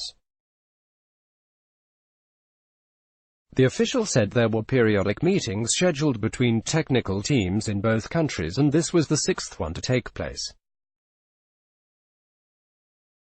Stoltenberg says no NATO mission requested in Strait of Hormuz. NATO Secretary-General Jens Stoltenberg said on Wednesday there had been no formal request for the military alliance to launch a mission in the Strait of Hormuz. The United States has proposed stepping up efforts to safeguard the vital oil route at a time of heightened tension between Washington and Tehran. Germany, European naval mission in Strait of Hormuz worth considering. The German government has not offered any contribution to a U.S. naval mission in the Strait of Hormuz but thinks it is worth considering a European mission and is in touch with its partners on that, a spokeswoman said on Wednesday. The government is reticent about the concrete U.S. proposal and so has not made an offer, the spokeswoman told a news conference. For us, it is important to pursue the avenue of diplomacy and to seek talks with Iran to achieve a de-escalation, the spokeswoman added. Iran says it is ready for dialogue if Saudi Arabia is also ready. Iran is ready for dialogue if Saudi Arabia is also ready, Iran's Zarif said on Wednesday, according to the IRIB news agency. If Saudi Arabia is ready for dialogue, we are always ready for dialogue with our neighbors, Zarif said. We have never closed the door to dialogue with our neighbors and we will never close the door to dialogue with our neighbors. Iran dismisses Pompeo's hypocritical offer to visit. Iran has dismissed Pompeo's offer to visit and address the Iranian people as a hypocritical gesture. Addressing Pompeo in remarks to reporters on Wednesday, Foreign Minister Zarif said, "You don't need to come to Iran." He suggested Pompeo instead grant visas for Iranian reporters to travel to the U.S. and interview him, accusing him of having rejected their requests. On Monday, Pompeo tweeted, "We aren't afraid of Zarif coming to America where he enjoys the right to speak freely. The facts of the Khamenei regime so bad he cannot let me do the same thing in Tehran," he said, referring to the supreme leader. What if his people heard the truth, unfiltered, unabridged? Iran to further cut nuclear deal commitments. Iran is set to further cut its commitments to its international nuclear deal unless its European partners move to protect it from U.S. sanctions by ensuring it can sell oil and receive income, its foreign minister told state TV on Wednesday. Under current circumstances, and if no action is taken by the Europeans, we will take the next step in cutting commitments, Zarif said, adding that its European partners should guarantee Iran could sell its oil and collect the revenue. Iran has said it will reduce its commitment to the nuclear accord in stages and may even withdraw from the pact unless the Europeans find ways to shield its economy from the U.S. sanctions. Iran says Europe obliged to let it sell and ship oil. Iran said on Wednesday that European nations still party to the 2015 nuclear deal are obliged to allow it to sell and ship oil, amid a standoff with Britain over the seizure of tankers. The European parties, have set out the commitments and announced them. They include the sale of Iran's oil, the transportation of Iran's oil, and the return of Iran's oil income, said Zarif. It is clear that today's tensions and problems are due to America's economic terrorism and Europe's inability to fulfill its commitments, which means going along with America's economic terrorism, he said, quoted by state media. UK warship commander says Iran trying to test Britain engulfed commander of a British warship accompanying UK-flagged ships through the Strait of Hormuz amid heightened tensions with Iran said on Wednesday that Tehran appeared to be testing the Royal Navy's resolve. William King, commander of HMS Montrose, said during 27 days patrolling the flashpoint entrance to the Gulf he had had 85 interactions with Iranian forces, which had often led to an exchange of warnings over radio. That gives you some idea of the intensity. It is perhaps more than we've seen of recent times, he told BBC Radio in a phone interview from aboard the frigate. The Iranians seem to be keen to test our resolve, test our reactions most of the time. King added, they'll claim that perhaps our presence is illegitimate, even though we're completely lawfully in international waters. They may also run boats in at speed towards us to test what warning levels we get to. Tuesday, July 30, Zarif calls on Trump to reject hawkish allies' thirst for war. Iran's foreign minister called on Trump to reject his hawkish allies' thirst for war, adding Iranians had outlasted every aggressor for millennia. For millennia, Iranians have outlasted every aggressor. At Real Donald Trump, reject. Zarif has in the past said that a so-called B team, including Trump's national security advisor John Bolton, an ardent Iran hawk, and conservative Israeli Prime Minister Netanyahu, could go Trump into a conflict with Tehran. Trump tweeted on Monday, "Just remember, the Iranians never won a war, but never lost a negotiation. Iran and UAE to hold maritime security talks." Iran was to revive maritime security talks on Tuesday with traditional foe the UAE in an apparent bid to calm tensions in the Gulf, although a Gulf official described the discussions as routine and technical. The discussions had been off since 2013, but the UAE is widely seen in the region as wanting to guard its reputation as a safe business hub. The sixth joint meeting will be held on Tuesday between a visiting seven-member delegation from the UAE's Coast Guard and Iranian officials in Tehran, Iran's students' news agency ISNA reported. Without giving a source, ISNA said issues from shared borders, visits by citizens of each nation, illegal entries, and maritime connections would be discussed. A Gulf official said the meeting was not related to tensions in the region. "It is a technical meeting that was organized a long time ago to discuss routine maritime issues," the official told Reuters. U.S. asks Germany to join Hormuz mission. Berlin embassy. The United States has formally asked Germany to join France and Britain in a mission to secure the Strait of Hormuz and to combat Iranian aggression. The U.S. embassy in Berlin said on Tuesday, "We've formally asked Germany to join France and the UK to help secure the Strait of Hormuz and combat Iranian aggression." Members of the German government have been clear that freedom of navigation should be protected. "Our question is, protected by whom?" said an embassy spokeswoman. The comments, initially reported by Germany's DPA news agency, were confirmed by an embassy spokesman. There is considerable opposition among Germany's Social Democrats (SPD), junior partners in conservative Chancellor Angela Merkel's ruling coalition, to getting involved in a US-led mission. The German government has already rejected participation in the US military mission, Operation Sentinel, to protect shipping in the Strait of Hormuz, said Nils Schmid, a foreign affairs spokesman for the SPD parliamentary party. "It should stay like that. Otherwise, there is a risk of being pulled into a war against Iran on the side of the United States." Monday, July 29. Talks with U.S. possible if they lead to tangible results. Talks between Iran and the United States would be possible if based on an agenda that could lead to tangible results, but Washington is not seeking dialogue, Iran's foreign ministry spokesman Mousavi said on Monday. Trump has said he would be willing to hold talks with the Islamic Republic. "Dialogue and negotiation can be held when we have a certain agenda in place and when we could get some tangible and practical results out of it," Mousavi said in a news conference broadcast live on Press TV. He added, "They are not for talks. They are not seeking dialogue." Sunday, July 28. Oman, not mediating Gulf tensions. Minister Oman is not undertaking any mediation efforts around rising tensions in the Gulf region but is in contact with all parties in order to maintain stability in the Strait of Hormuz, Oman's minister in charge of foreign affairs said. "We are not mediating, but what we are more concerned with, in this case, is securing the stability of navigation in the Hormuz Strait, so we are in contact with all parties," Yusuf bin Alawi bin Abdullah told Omani state TV after meeting Iranian officials in Tehran.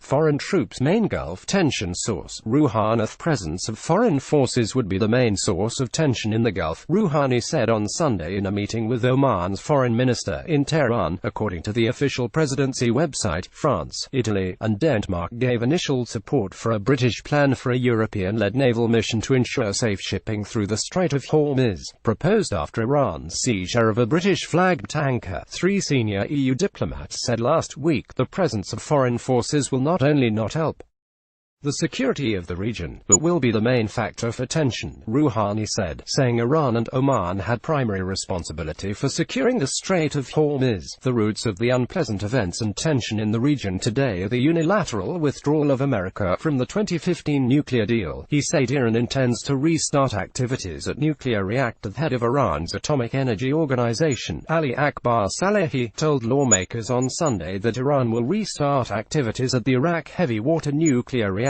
the ISNA news agency reported. ISNA cited a member of parliament who attended the meeting. Heavy water can be employed in reactors to produce plutonium, a fuel used in nuclear warheads. Later on Sunday, Britain, France, Germany, Russia and China will meet Iran in Vienna to discuss how to save the accord in an extraordinary meeting. The meeting of the Joint Commission of the Joint Comprehensive Plan of Action (JCPOA), the deal's formal name, will be chaired by the EU Foreign Policy Services Secretary-General Helge Schmid. European naval mission in Gulf would be provocative. Iran slammed as provocative a British proposal for a European-led naval mission to escort tankers in the Gulf. Amid soaring tensions over the seizure of ships, we heard that they intend to send a European fleet to the Persian Gulf, which naturally carries a hostile message, is provocative and will increase tensions, government spokesman Ali B.A.C said, quoted by ISNA. Saturday, July 27. Iran's Zarif hosts Oman's top diplomat. Oman's minister responsible for foreign affairs held talks with Iran's foreign minister in Tehran, Iranian state media reported. Oman maintains friendly ties with both the United States and Iran, and has previously been a go-between for the two countries, which severed diplomatic relations after the 1979 Iranian Revolution. Iran's foreign minister Zarif met Yusuf bin Alawi bin Abdullah, state television reported. Without giving details of the talks, the visit was conducted in the framework of bilateral relations and continuous consultations of the two countries with the aim of exchanging views on recent regional developments, bilateral relations, and international issues, state television reported. Oman's foreign ministry said on Twitter the two ministers discussed stability and security in the region and freedom of navigation in the Strait of Hormuz, shared by the two countries and which is the only route in and out of the Gulf. Russian diplomats visit British tanker detained by Iran. Employees of the Russian embassy in Iran visited the British Stena Impero tanker detained by Tehran in the Strait of Hormuz. The diplomats talked to the Russian citizens who are part of the vessel crew. The embassy said in a Twitter post, "The health of the sailors is good, they are still on board." The embassy is in close contact with Iranian partners on the issue of the timing of their return to home, the ministry said in the post along with the photos of 3 crew members. According to Russia's TASS news agency, the embassy said the Russian citizens have no complaints. They are provided with all the things needed and can communicate with their relatives, but with some restrictions. Thursday, July 25. British Navy to escort UK-flagged ships. Britain ordered its Navy to escort UK-flagged ships through the Strait of Hormuz after Iranian soldiers seized a tanker in the Flashpoint Gulf region. The Royal Navy has been tasked to accompany British-flagged ships through the Strait of Hormuz, either individually or in groups, should sufficient notice be given of their passage, said the Defense Ministry. Wednesday, July 24. Iran hints at quid pro quo for seized British ship. Rouhani suggested releasing the British-flagged ship that was seized by Iran on Friday, if the UK agrees to release an Iranian oil tanker that the British Royal Navy captured off Gibraltar earlier this month. The move could provide a chance to reduce tensions between the two countries for incoming British Prime Minister Boris Johnson. "We do not seek the continuation of tension with some European countries," Rouhani said in comments posted on his website. "Should they be committed to international frameworks and give up their wrong actions, including what they did in Gibraltar, they will receive a proportional response from Iran. Iran ready to negotiate but not surrender. Iran is ready for just negotiations but not if they mean surrender," Rouhani said, without saying what talks he had in mind. Rouhani seemed to be referring to possible negotiations with the United States. "As long as I have the responsibility for the executive duties of the country, we are completely ready for just, legal and honest negotiations to solve the problems," Rouhani said, according to his official website. "But at the same time, we are not ready to sit at the table of surrender under the name of negotiations, he said, adding, "The world should be thankful that Iran's Revolutionary Guards are preserving the security of the Strait of Hormuz. Iran says it will secure Strait of Hormuz. Iran will secure the Strait of Hormuz and not allow any disturbance in shipping in the key oil transport waterway," Araghchi said on Tuesday during a visit to Paris, the state news agency IRNA reported. French Foreign Minister Jean-Yves Le Drian stressed the need for Tehran to quickly respect the 2015 nuclear accord it has breached and make the needed gestures to de-escalate mounting tensions in the Persian Gulf region. France is working, at this moment, on a European initiative with Britain and Germany, Le Drian told lawmakers, without elaborating. This vision is the opposite of the American initiative, which is maximum pressure against Iran. First British vessel transits Hormuz after tanker seizure. A large British-flagged vessel has transited the Strait of Hormuz in the first such passage made by a British ship since Iran seized a UK-flagged tanker last week. Maritime publication Lloyd's List identified the vessel as B.W. Elm and reported that British warship HMS Montrose closely shadowed the vessel but did not provide a direct escort. The Royal Navy could not immediately be reached for comment. Data on tracking site marine traffic showed the commercial ship arrived at a port in Qatar early Wednesday. Tuesday, July 23, U.S. says it engaged 2 Iranian drones, not one. A U.S. military says that when it destroyed an Iranian drone last week over the Strait of Hormuz, it also took aim at a second drone. Iran denies it lost any drones. U.S. Central Command says that one Iranian drone crashed into the sea after the USS Boxer took what Central Command called defensive action against it last Thursday. It said the Boxer also engaged a second Iranian drone at the same time, but could not confirm it was destroyed. Vienna meeting on Iran nuke deal. Britain, France, Germany, Russia, and China will meet in Vienna on July 28 to discuss how to save the 2015 nuclear deal, the EU's Foreign Policy Service said in a statement on Tuesday. The meeting has been convened at the request of France, Germany, the United Kingdom, and Iran, and will examine issues linked to the implementation of the JCPOA in all its aspects, the statement said.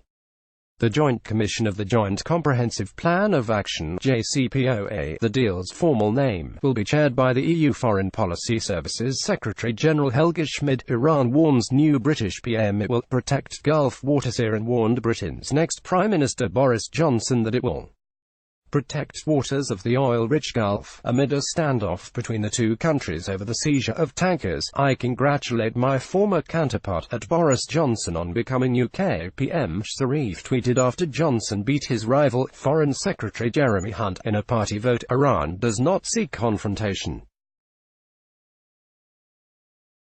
But we have 1,500 miles of Persian Gulf coastline. These are our waters. The May government's seizure of Iranian oil at behest of US is piracy, pure. "I congratulate my former counterpart at Boris Johnson on becoming UK PM. Iran does not seek confrontation. But we have 1,500 miles of Persian Gulf coastline. These are our waters. It was therefore an act of state piracy," Foreign Secretary Jeremy Hunt told Parliament. "We will now seek to put together a European-led maritime protection mission to support safe passage of both crew and cargo in this vital region." Hunt said. Britain's May to chair emergency session on seized tanker. Prime Minister Theresa May will chair an emergency security session to discuss how to respond to Iran's seizure of a British-flagged tanker in the Strait of Hormuz. The meeting of security ministers and officials will discuss how to secure shipping in the sensitive region, which is vital to the world's oil supply. Foreign Secretary Hunt is also expected to brief Parliament on the Friday seizure of the Stena Impero tanker, now in a heavily guarded Iranian port. Britain is considering a number of options to raise the economic and diplomatic pressure on Iran, but officials say military operations are not being considered at the moment. Sunday, July 21, all crew members safe and in good health. Iran. All 23 crew members of the seized British-flagged Stena Impero tanker were safe and in good health, the head of the Ports and Maritime Organization of Iran in Hormozgan province told State TV. All the 23 crew members are aboard the ship are safe and in good health in Bandar Abbas port, said Ali Morad Afifipour. A crew are from India, Latvia, the Philippines and Russia.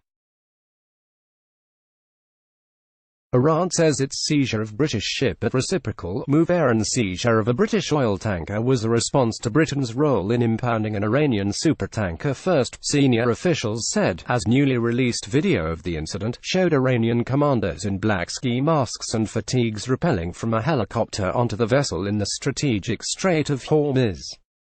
In a dramatic video released by the Revolutionary Guard, several small guard boats can be seen surrounding the larger tanker as it moves through the strait. Above, a military helicopter hovers and then several men wearing black masks begin to rappel onto the ship. FM Jeremy Hunt set to freeze Iran assets. British ministers are making plans aimed at targeting Iran with sanctions in the aftermath of the Iranian seizure of a British-flagged oil tanker in the Gulf, the Daily Telegraph newspaper reported. Hunt is expected to announce on Sunday diplomatic and economic measures, including potential asset freezes, as a response to the incident, according to the report. Britain could push for United Nations and European Union sanctions to be reimposed on Iran after they had been lifted in 2016 following a deal on Iran's nuclear program, the Telegraph reported. Saturday, July 20, Britain says Iran seized its tanker in Omani waters. London wants to de-escalate tensions with Tehran, Foreign Secretary Jeremy Hunt said Saturday following a meeting of the UK's Emergencies Committee over Iran's seizure of a British-flagged ship in the Gulf. The meeting reaffirmed the UK desire to de-escalate, Hunt said, adding that the Stena Impero oil tanker was seized in Omani waters in clear contravention of international law, in utterly unacceptable circumstances. The seizure came hours after a court in the British Overseas Territory of Gibraltar said it would extend by 30 days the detention of Grace 1, an Iranian tanker seized 2 weeks ago in an operation aided by British Royal Marines on allegations of breaching EU sanctions against Syria. Hunt said that having spoken to his Iranian counterpart Zarif, Tehran saw the situation as a tit-for-tat. Iran may be on a dangerous path after seizing tanker. Hunt said on Saturday that he was worried that Iran had taken a dangerous path after it seized a British-flagged tanker on Friday in the Strait of Hormuz. Iran's Fars news agency reported that the Stena Impero had been taken to the port of Bandar Abbas, which faces the strait, after it said the tanker had been involved in an accident with an Iranian fishing vessel. The Foreign Office in London also summoned Iran's chargé d'affaires on Saturday, the ministry said. Yesterday's action in Gulf shows worrying signs Iran may be choosing a dangerous path of illegal and destabilizing behavior after Gibraltar's legal detention of oil bound for Syria. Jeremy Hunt at Jeremy Hunt. July 20, 2019. British-flagged tanker was in accident with fishing boat. Iran. The British-flagged tanker Stena Impero was in an accident with a fishing boat before being detained on Friday, Iran's Fars news agency reported on Saturday, quoting an official. Iran says all 23 crew seized on the tanker are now at Bandar Abbas port and will remain on the vessel until the end of an investigation. According to Fars, it got involved in an accident with an Iranian fishing boat. When the boat sent a distress call, the British-flagged ship ignored it, said the head of Ports and Maritime Organization in southern Hormozgan province, Ali Morad Afifipour. The tanker is now at Iran's Bandar Abbas port and all of its 23 crew members will remain on the ship until the probe is over. Britain said earlier it was urgently seeking information about the Stena Impero, which had been heading to a port in Saudi Arabia and suddenly changed course after passing through the strait at the mouth of the Gulf. Germany, France call on Iran to release tanker. Germany and France on Saturday called on Iran to immediately release the British oil tanker, in statements issued by the foreign ministries. The capture of the Swedish-owned, British-flagged Stena Impero was a dangerous further aggravation of an already tense situation, the German statement said. UK warns British ships to avoid Hormuz Strait. London Saturday advised British ships to avoid the Strait of Hormuz for an interim period following Iran's seizure of the British-flagged tanker. We remain deeply concerned about Iran's unacceptable actions which represent a clear challenge to international freedom of navigation, a government spokeswoman said following an overnight meeting of the government's Cobra Emergencies Committee. We have advised UK shipping to stay out of the area for an interim period. Friday, July 19, second ship seized by Iran. Britain said Iran's seizure of a British-flagged vessel and a Liberian-flagged vessel in the Strait of Hormuz was unacceptable and called for freedom of navigation in the Gulf. I'm extremely concerned by the seizure of two naval vessels by Iranian authorities in the Strait of Hormuz, Foreign Secretary Jeremy Hunt said. I will shortly attend a COBR national security meeting to review what we know and what we can do to swiftly secure the release of the two vessels, a British-flagged vessel and a Liberian-flagged vessel, he said. These seizures are unacceptable. It is essential that freedom of navigation is maintained and that all ships can move safely and freely in the region, Hunt said. Iran says it has seized a British oil tanker. Iran's Revolutionary Guard says it has seized a British oil tanker that was passing through the Strait of Hormuz. The Guard's website, saparnews.com, said the tanker Stena Impero was seized on Friday by the Guard's forces for non-compliance with international maritime laws and regulations, and has transferred the vessel to an Iranian port. The company that manages the vessel said it was unable to contact the crew after it was approached by unidentified small crafts and a helicopter during transit of the Strait of Hormuz. Northern Marine Management said the tanker was now heading north towards Iran. Northern Marine Group is owned by Stena AB. Britain said it was urgently seeking further information after a British-flagged tanker took a sudden turn into Iranian waters. Prime Minister May's office declined to comment. Pompeo says Iran needs to come to the table. Pompeo said that the United States needed Iran to come to the table for negotiations, amid rising tensions between Washington and Tehran in the Gulf that have impacted global oil markets. Pompeo, speaking at a counter-terrorism summit in Buenos Aires, also repeated an offer from Trump for talks without preconditions. The Iranians continue to say they will talk about it, but only if the United States does something. We need them to come to the table. It's the right way to resolve these challenges, Pompeo told reporters. Footage disproves U.S. downed drone. Iranian state TV aired footage it said disproved Trump's assertion that the U.S. Navy has destroyed an Iranian drone in the Gulf. The video published by the Revolutionary Guard showed aerial views of warships. The TV station said the drone had captured the footage and timing notations showed the drone was still filming after Washington said it had been downed in the Strait of Hormuz.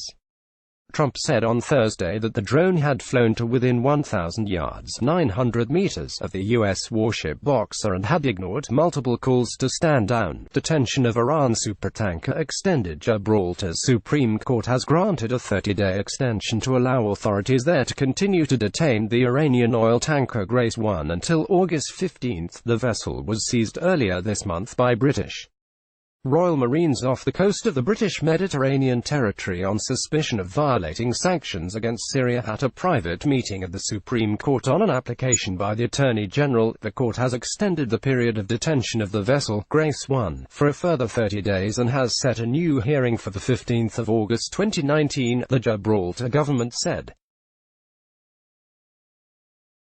All Iran's drones returned safely to base. Military Iran's top military spokesman said all the country's drones had returned safely to base, the semi-official Tasnim news agency reported, after Trump said a U.S. Navy ship had destroyed all drones belonging to Iran in the Persian Gulf and the Strait of Hormuz. Returned safely to the bases after their mission of identification and control, and there is no report of any operational response by USS Boxer. Abolfazl Shikashi, a senior armed forces spokesman, was quoted as saying by Tasnim, "Iran has not lost any drones." Deputy Foreign Minister Eric Shea denied on Friday that Iran had lost a drone in the Strait of Hormuz after the United States said that a U.S. Navy ship had destroyed an Iranian drone. "We have not lost any drone in the Strait of Hormuz nor anywhere else. I am worried that USS Boxer has shot down their own UAS unmanned aerial system by mistake," Eric Shea said on Twitter, referring to a U.S. warship in the strategic waterway.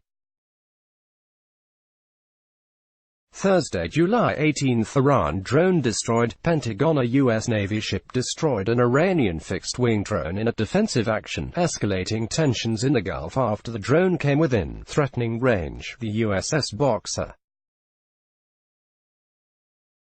an amphibious assault ship, shot down the drone for flying too close to the ship in the Strait of Hormuz earlier Thursday, according to a statement by Pentagon spokesman Jonathan Hoffman.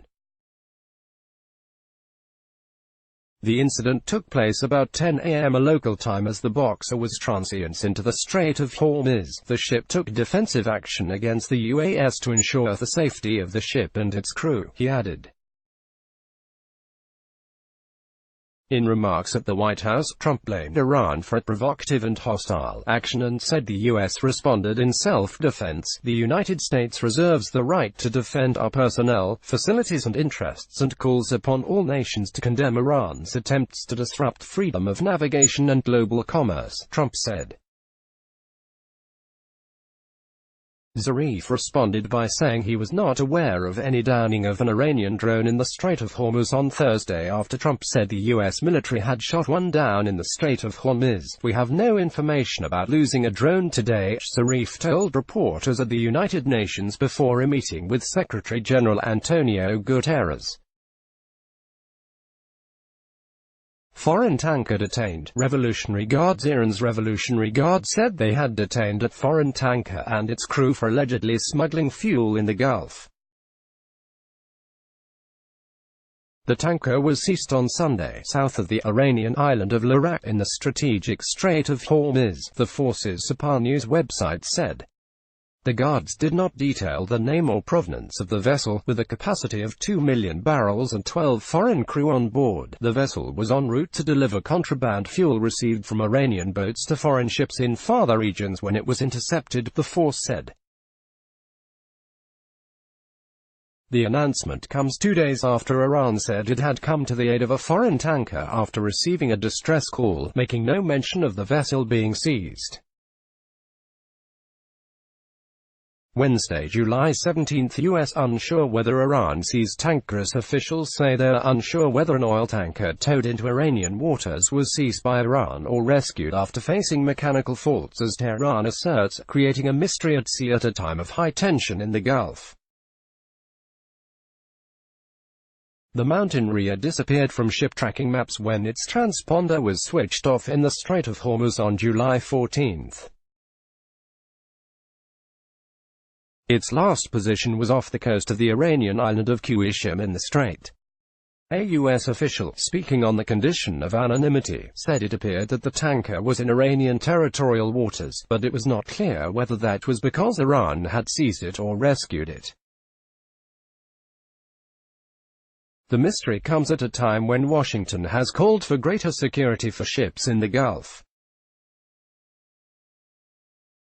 Adding to the riddle of the missing ship was difficulty establishing who owns it, which no country or company has so far publicly claimed. Initial reports described it as Emirati. However, an Emirati official told Reuters the tanker was neither owned nor operated by the UAE. Tuesday, July 16, UAE oil tanker goes missing. A small oil tanker from the UAE traveling through the Strait of Hormuz entered Iranian waters and turned off its tracker 2 days ago, leading the U.S. to suspect Iran seized the vessel amid heightened tensions in the region, an American defense official said on Tuesday. Iran offered no immediate comment on what happened to the Panamanian-flagged oil tanker Riyadh. Late on Saturday night, an Emirati official acknowledged the vessel sent out no distress call. Oil tankers previously have been targeted in the wider region amid tensions between the US and Iran over its unraveling nuclear deal with world powers. Trump says US not seeking regime change in Iran. Trump said Washington is not pushing to topple Iran's leadership but is determined to stop it acquiring nuclear weapons. We are not looking for regime change. We are not looking for that at all, Trump said during a cabinet meeting. They can't have a nuclear weapon. The United States quit an international deal aimed at curbing Iran's nuclear program last year, hitting Tehran with crippling sanctions. Iran said last week that it had enriched uranium past the 3.67% limit set by the 2015 nuclear deal, and has also surpassed the 300 kilogram cap on enriched uranium reserves. Monday, July 152,015 nuclear deal still alive. The European Union's top foreign policy chief says the Iran nuclear deal is not in the best of health, but still alive. Mogherini addressed the media on Monday after European Union nations threw the diplomatic weight behind the unraveling Iran nuclear deal on Monday, trying to rescue the pact from collapsing under US pressure. The 28 EU foreign ministers insisted that recent Iranian actions surpassing uranium enrichment thresholds set by the 2015 deal did not necessarily condemn the whole agreement. We hope and we invite Iran to reverse these steps and go back to full compliance with the agreement. Mogherini also admitted that the EU's efforts would probably not be enough to mitigate the impact of the US's decision to withdraw from the agreement and impose sanctions on Iran, noting that Iran was still a good year away from potentially developing a nuclear bomb. British Foreign Secretary Jeremy Hunt said there was still a small window to keep the deal alive. Israel, EU's response to Iran recalls Nazi appeasement. Netanyahu condemned a European Union response on Monday to Iran's breaches of nuclear limitations, saying it recalled failed diplomacy with Nazi Germany ahead of World War II. It reminds me of the European appeasement of the 1930s.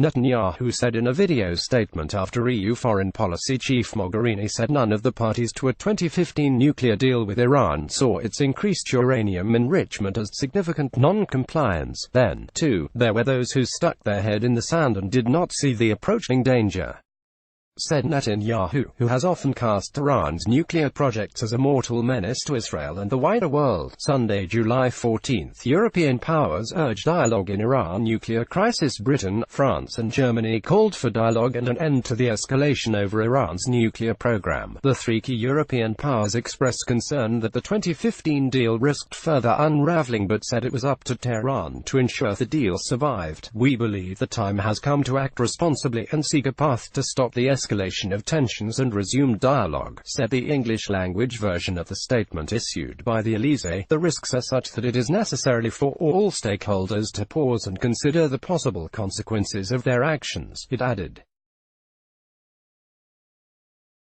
Iran ready to talk if US lifts sanctions. Iran is ready to hold talks with the US if Washington lifts sanctions and returns to the 2015 nuclear deal it quit last year, Iranian Rouhani said in a televised speech on Sunday.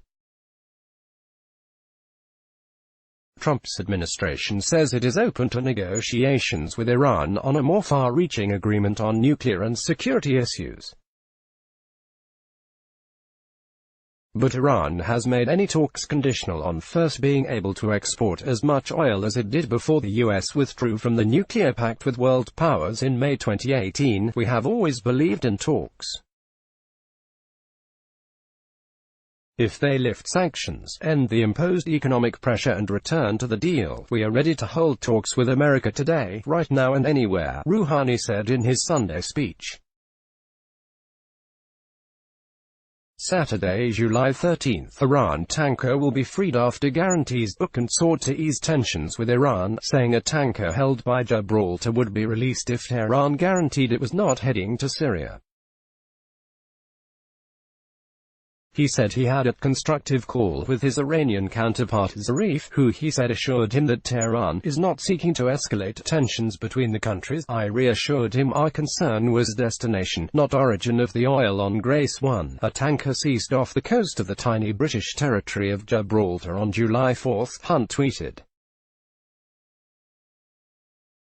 An Iranian statement confirmed the conversation and said Hunt underlined Iran's right to export oil. It added that Tehran hoped that an investigation in Gibraltar into the seized ship would lead quickly to the release of the Iranian tanker. Friday, July 12. Gibraltar police say that all 4 crew members of the Iranian Grace 1 tanker have been released on bail without charge after it was detained last week on suspicion of breaking European sanctions by taking oil to Syria. The police said earlier in the day that they had arrested the 2 second mates from the tanker, a day after the vessel's captain and chief officer were arrested. It did not elaborate, but said the investigation was ongoing and that the Grace 1 continues to be detained. Britain sends second warship to Gulf. Britain is sending a second warship to the Gulf amid growing tensions with Iran after Royal Marines seized an Iranian tanker off the coast of Gibraltar last week. As part of our long-standing presence in the Gulf, HMS Duncan warship is deploying to the region, Britain said. Earlier Sky News reported the destroyer, which had been earmarked for deployment in the region anyway, although not so soon, would sail to the Gulf in the next few days to join the frigate, HMS Montrose.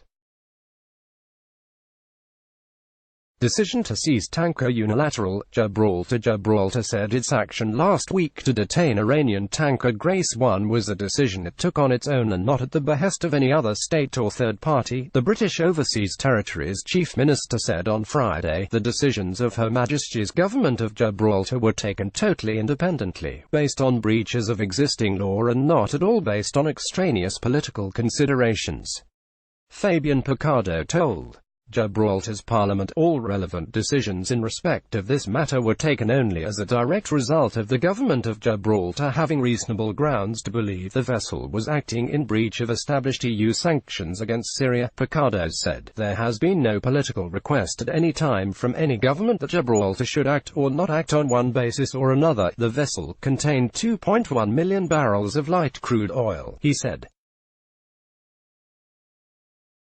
Spain had said the tanker was intercepted by British authorities after a request from the United States. This is a dangerous game. Iran to Tehran called on Britain to immediately release its oil tanker, which British Royal Marines seized last week. Foreign Ministry spokesman Mousavi told state news agency IRNA, this is a dangerous game and has consequences. The legal pretexts for the capture are not valid. The release of the tanker is in all countries' interest. Foreign powers should leave the region because Iran and other regional countries are capable of securing the regional security, Mousavi said.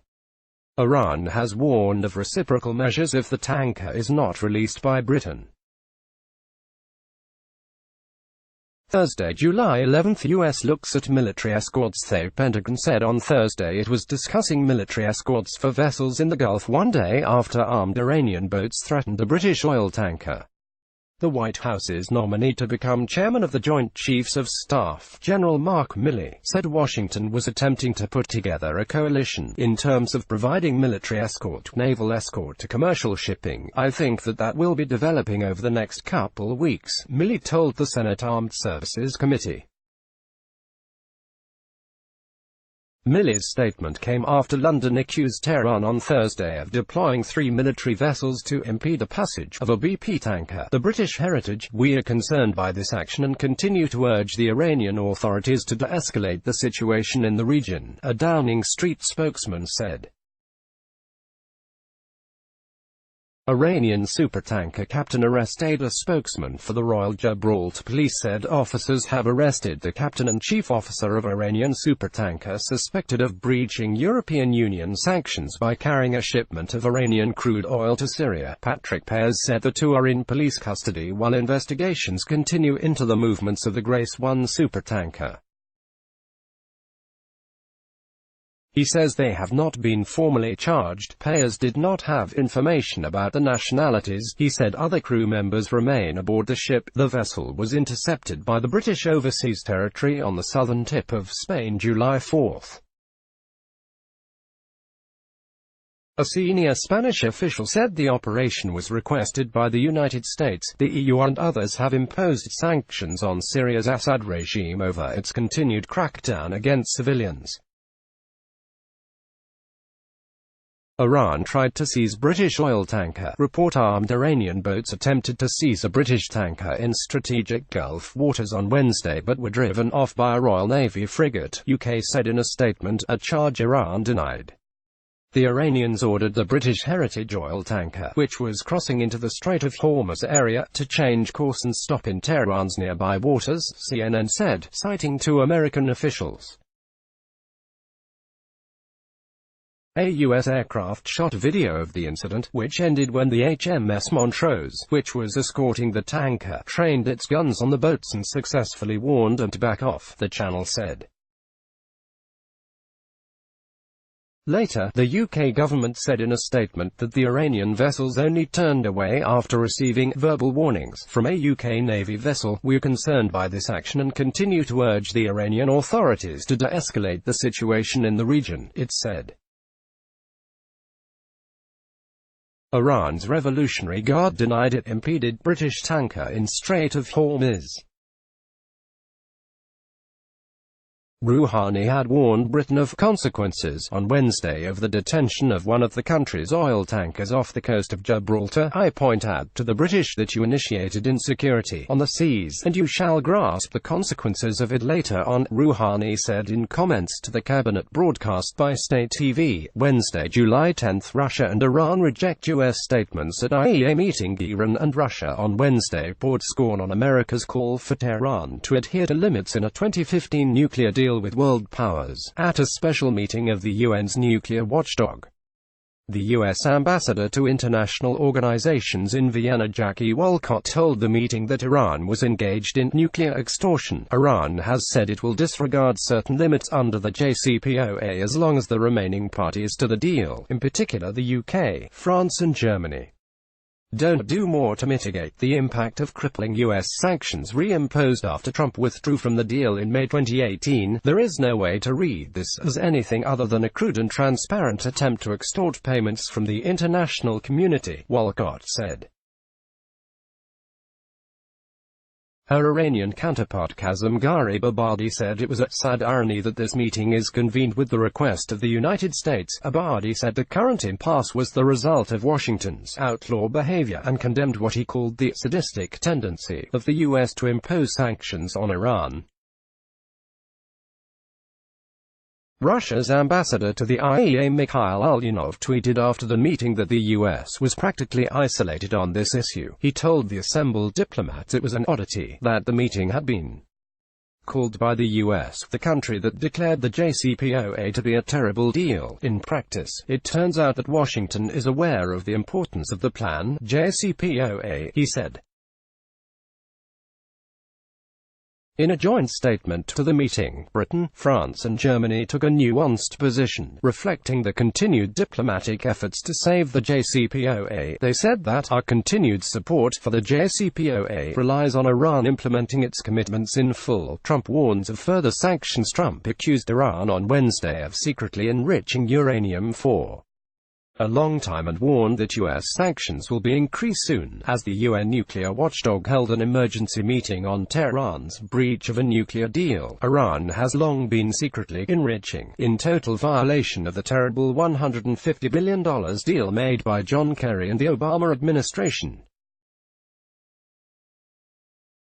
Remember, that deal was to expire in a short number of years. Sanctions will soon be increased substantially, Trump said on Twitter. The United States used an emergency meeting of the UN International Atomic Energy Agency's board on Wednesday to pressure Iran over breaches of the 2015 international nuclear deal, accusing it of extortion and pledging to continue sanctions while still offering to hold talks. U.S. wants military coalition to safeguard Gulf waters. The United States hopes to enlist allies over the next 2 weeks or so in a military coalition to safeguard strategic waters off Iran and Yemen, where Washington blames Iran and Iran-aligned fighters for attacks, a top U.S. general said on Tuesday. Under the plan, which has only been finalized in recent days, the United States would provide command ships and lead surveillance efforts from the military coalition. Allies would patrol waters near those U.S. command ships and escort commercial vessels with their nation's flags. Marine General Joseph Dunford, the chairman of the Joint Chiefs of Staff, articulated those details to reporters following meetings on Tuesday about it with acting U.S. Defense Secretary Mark Esper and Secretary of State Pompeo. "I think probably over the next couple of weeks we'll identify which nations have the political will to support that initiative, and then we'll work directly with the militaries to identify the specific capabilities that'll support that," Dunford said. Tuesday, July 9, Trump lured by allies into killing 2015 nuclear deal. Iran's Zarif has said Trump's allies had tricked him into killing off a 2015 nuclear agreement between Tehran and world powers. Zarif said on Twitter that Trump's national security advisor, John Bolton, and Israeli Prime Minister Netanyahu had killed an earlier nuclear agreement in 2005 by insisting that Iran stop all uranium enrichment. Monday, July 8, Iran goes beyond uranium enrichment limit. Iran has enriched uranium beyond 3.67% purity limit set by its deal with major powers, the UN nuclear watchdog policing the deal said on Monday, confirming a move previously announced by Tehran. International Atomic Energy Agency Director General Yuki Amano has informed the IAEA Board of Governors that agency inspectors on July 8 verified that Iran is enriching uranium above 3.67% U-235, an IAEA spokesman said. A report to member states obtained by Reuters said the agency had verified the enrichment level using online enrichment monitors, and samples had also been taken on Monday for analysis. U.S. does not seek war with Iran. Pence's Vice President Mike Pence called 2015 Iran nuclear deal disastrous, saying there will be no more pallets of cash for Iran. He said U.S. is willing to talk to Iran about its nuclear program and does not seek war, but said U.S. military is prepared to protect U.S. interests. Personnel in the region. Iran should not confuse American restraint with a lack of American resolve, Pence said in prepared remarks to a conference of the Christians United for Israel advocacy group. The United States does not seek a war with Iran. "We are willing to talk. We are willing to listen. But America will not back down," Pence said. "There won't be a better deal than 2015 accord." Zarif, world powers will not be able to negotiate a better deal with Iran than the landmark 2015 nuclear deal, Iran's foreign minister Zarif tweeted on Monday. Iran threatened on Monday to restart deactivated centrifuges and ramp up its enrichment of uranium to 20% purity as its next potential big moves away from the agreement that Washington abandoned last year.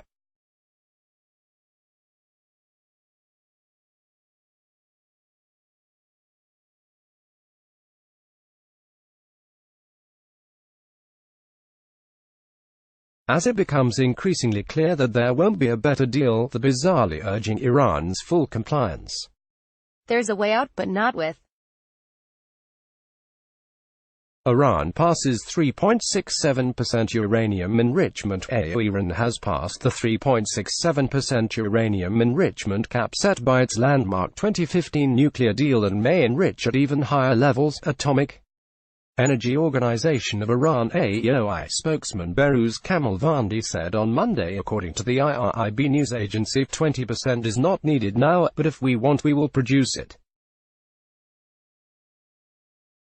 When we've put aside 3.67% enrichment, we have no obstacle or problem with this action, Kamalvandi was quoted as saying, noting that options for enriching at higher levels had been discussed with the Supreme National Security Council. There is the 20% option and there are options even higher than that, but each in its own place. Today, if our country's needs are one thing, we won't pursue something else just to scare the other side a little more, he said.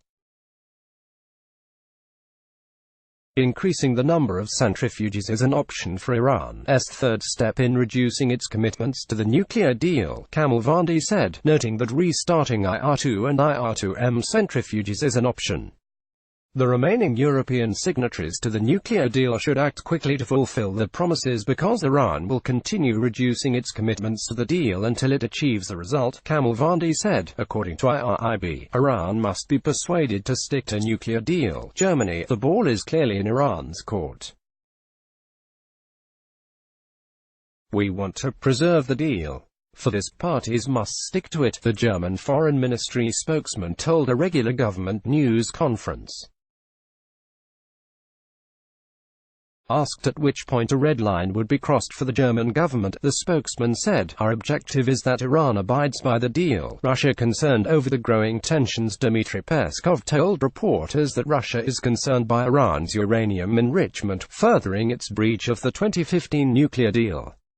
Peskov said the Kremlin had warned that Trump's decision to withdraw the U.S. from the deal a year ago would entail negative consequences to global security. He called on all parties to use diplomacy to overcome the crisis. Iran is open to diplomacy but has no hope. Iran remains open to diplomacy to save its 2015 nuclear deal with world powers but has no hope in the international community, the Foreign Ministry spokesman said on Monday.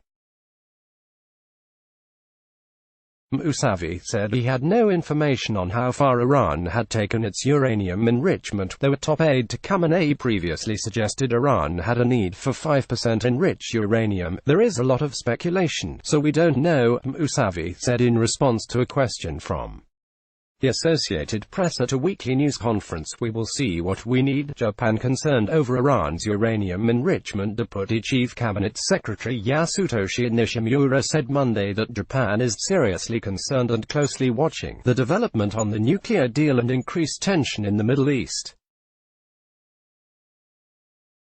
Nishimura urged Iran to immediately return to its commitment under the agreement and avoid any further steps that would undermine the nuclear agreement. Sunday, July 7. Trump says Iran better be careful. Trump warned Iran on Sunday over its imminent breach of a uranium enrichment cap. Iran better be careful, because you enrich for one reason, and I won't tell you what that reason is. But no good. They better be careful, he told reporters in Morristown, New Jersey. The 3.67% enrichment limit set in the agreement is far below the more than 90% level required for a nuclear warhead. Iran to face more isolation, sanctions. Iran will face further sanctions in response to its expected breach Sunday of a uranium enrichment cap, Pompeo said. Iran's latest expansion of its nuclear program will lead to further isolation and sanctions, the top U.S. diplomat said on Twitter. Nations should restore the long-standing standard of no enrichment for Iran's nuclear program. Iran's regime, armed with nuclear weapons, would pose an even greater danger to the world, Pompeo said. France demands Iran drop uranium enrichment plan. France on Sunday demanded that Iran halt any activity that breaches the 2015 nuclear accord, expressing great concern over Tehran's statement that it was set to breach the uranium enrichment cap set under the deal. We firmly demand that Iran halt all activities that do not meet its commitments under the JCPOA Joint Comprehensive Plan of Action, Foreign Ministry spokeswoman Agnes von der Muelle said in a statement. France is in contact with its partners involved to engage in the necessary de-escalation of tensions as part of the Iranian nuclear issue, the statement said. EU, concerned at Iran's decision. The European Union on Sunday strongly urged Iran to stop actions that would undermine a landmark 2015 nuclear deal, saying it was in touch with other parties to the deal and may set up a joint commission to look into the issue. "We are extremely concerned at Iran's announcement that it has started uranium enrichment above the limit of 3.67%, spokeswoman Major Kochiancic for EU Foreign Policy Chief Federica Mogherini said in a statement, "We strongly urge Iran to stop and reverse all activities inconsistent with its commitments." Germany alarmed at Iran's decision. Berlin reacted with alarm to Iran's announcement that it would enrich uranium beyond levels allowed in its 2015 nuclear deal. "We strongly urge Iran to stop and reverse all activities inconsistent with its commitments," a German Foreign Office spokesman said, naming production of larger quantities of low-enriched uranium as well as enrichment to higher levels than allowed. "We are in contact with the other JCPOA participants regarding the next steps," Berlin added, referring to the 2015 agreement between Iran and 6 world powers including Russia, Germany, Britain, and France. "Stop and reverse plan to breach nuclear deal." Britain urged Iran to immediately stop and reverse all activities inconsistent with its obligations, hours after Tehran threatened to abandon the landmark nuclear agreement in 60 days. While the UK remains fully committed to the deal, Iran must immediately stop and reverse all activities inconsistent with its obligations, the British Foreign Office said in a statement. "We're coordinating with other JCPOA participants regarding the next steps under the terms of the deal," it added. Detained oil tanker wasn't headed to Syria. Iran denied that an oil tanker detained by Britain in Gibraltar was carrying crude to Syria, which would put it in violation of EU sanctions. The tanker was carrying Iran's oil. Contrary to what the British government claims, its destination was not Syria, said Arachi at a press conference in Tehran. The port named in Syria does not even have the capacity for such a supertanker to dock. Its destination was somewhere else, he added. The 330-meter (1,000 feet) Grace 1, capable of carrying 2 million oil barrels, was halted in the early hours of Thursday by police and customs agencies in Gibraltar, a British overseas territory on Spain's southern tip at the western entrance to the Mediterranean. France will not launch dispute resolution. The French government will not trigger the Iran nuclear deal's dispute resolution mechanism for now, instead of giving itself 1 week to try to get all parties talking again after Iran decided to enrich uranium above limits agreed in 2015. "It's not an option at this moment," a source at Macron's Élysée office said on Sunday. The dispute resolution mechanism could eventually lead to the reimposition of United Nations sanctions on Iran. Iran's enrichment move, a very, very dangerous step. Netanyahu said Iran's decision to enrich uranium was an extremely dangerous move, and he again called on Europe to impose punitive sanctions on Tehran. "This is a very, very dangerous step," Netanyahu said in public remarks to his cabinet. "Iran has violated its solemn promise under the UN Security Council not to enrich uranium beyond a certain level," he said.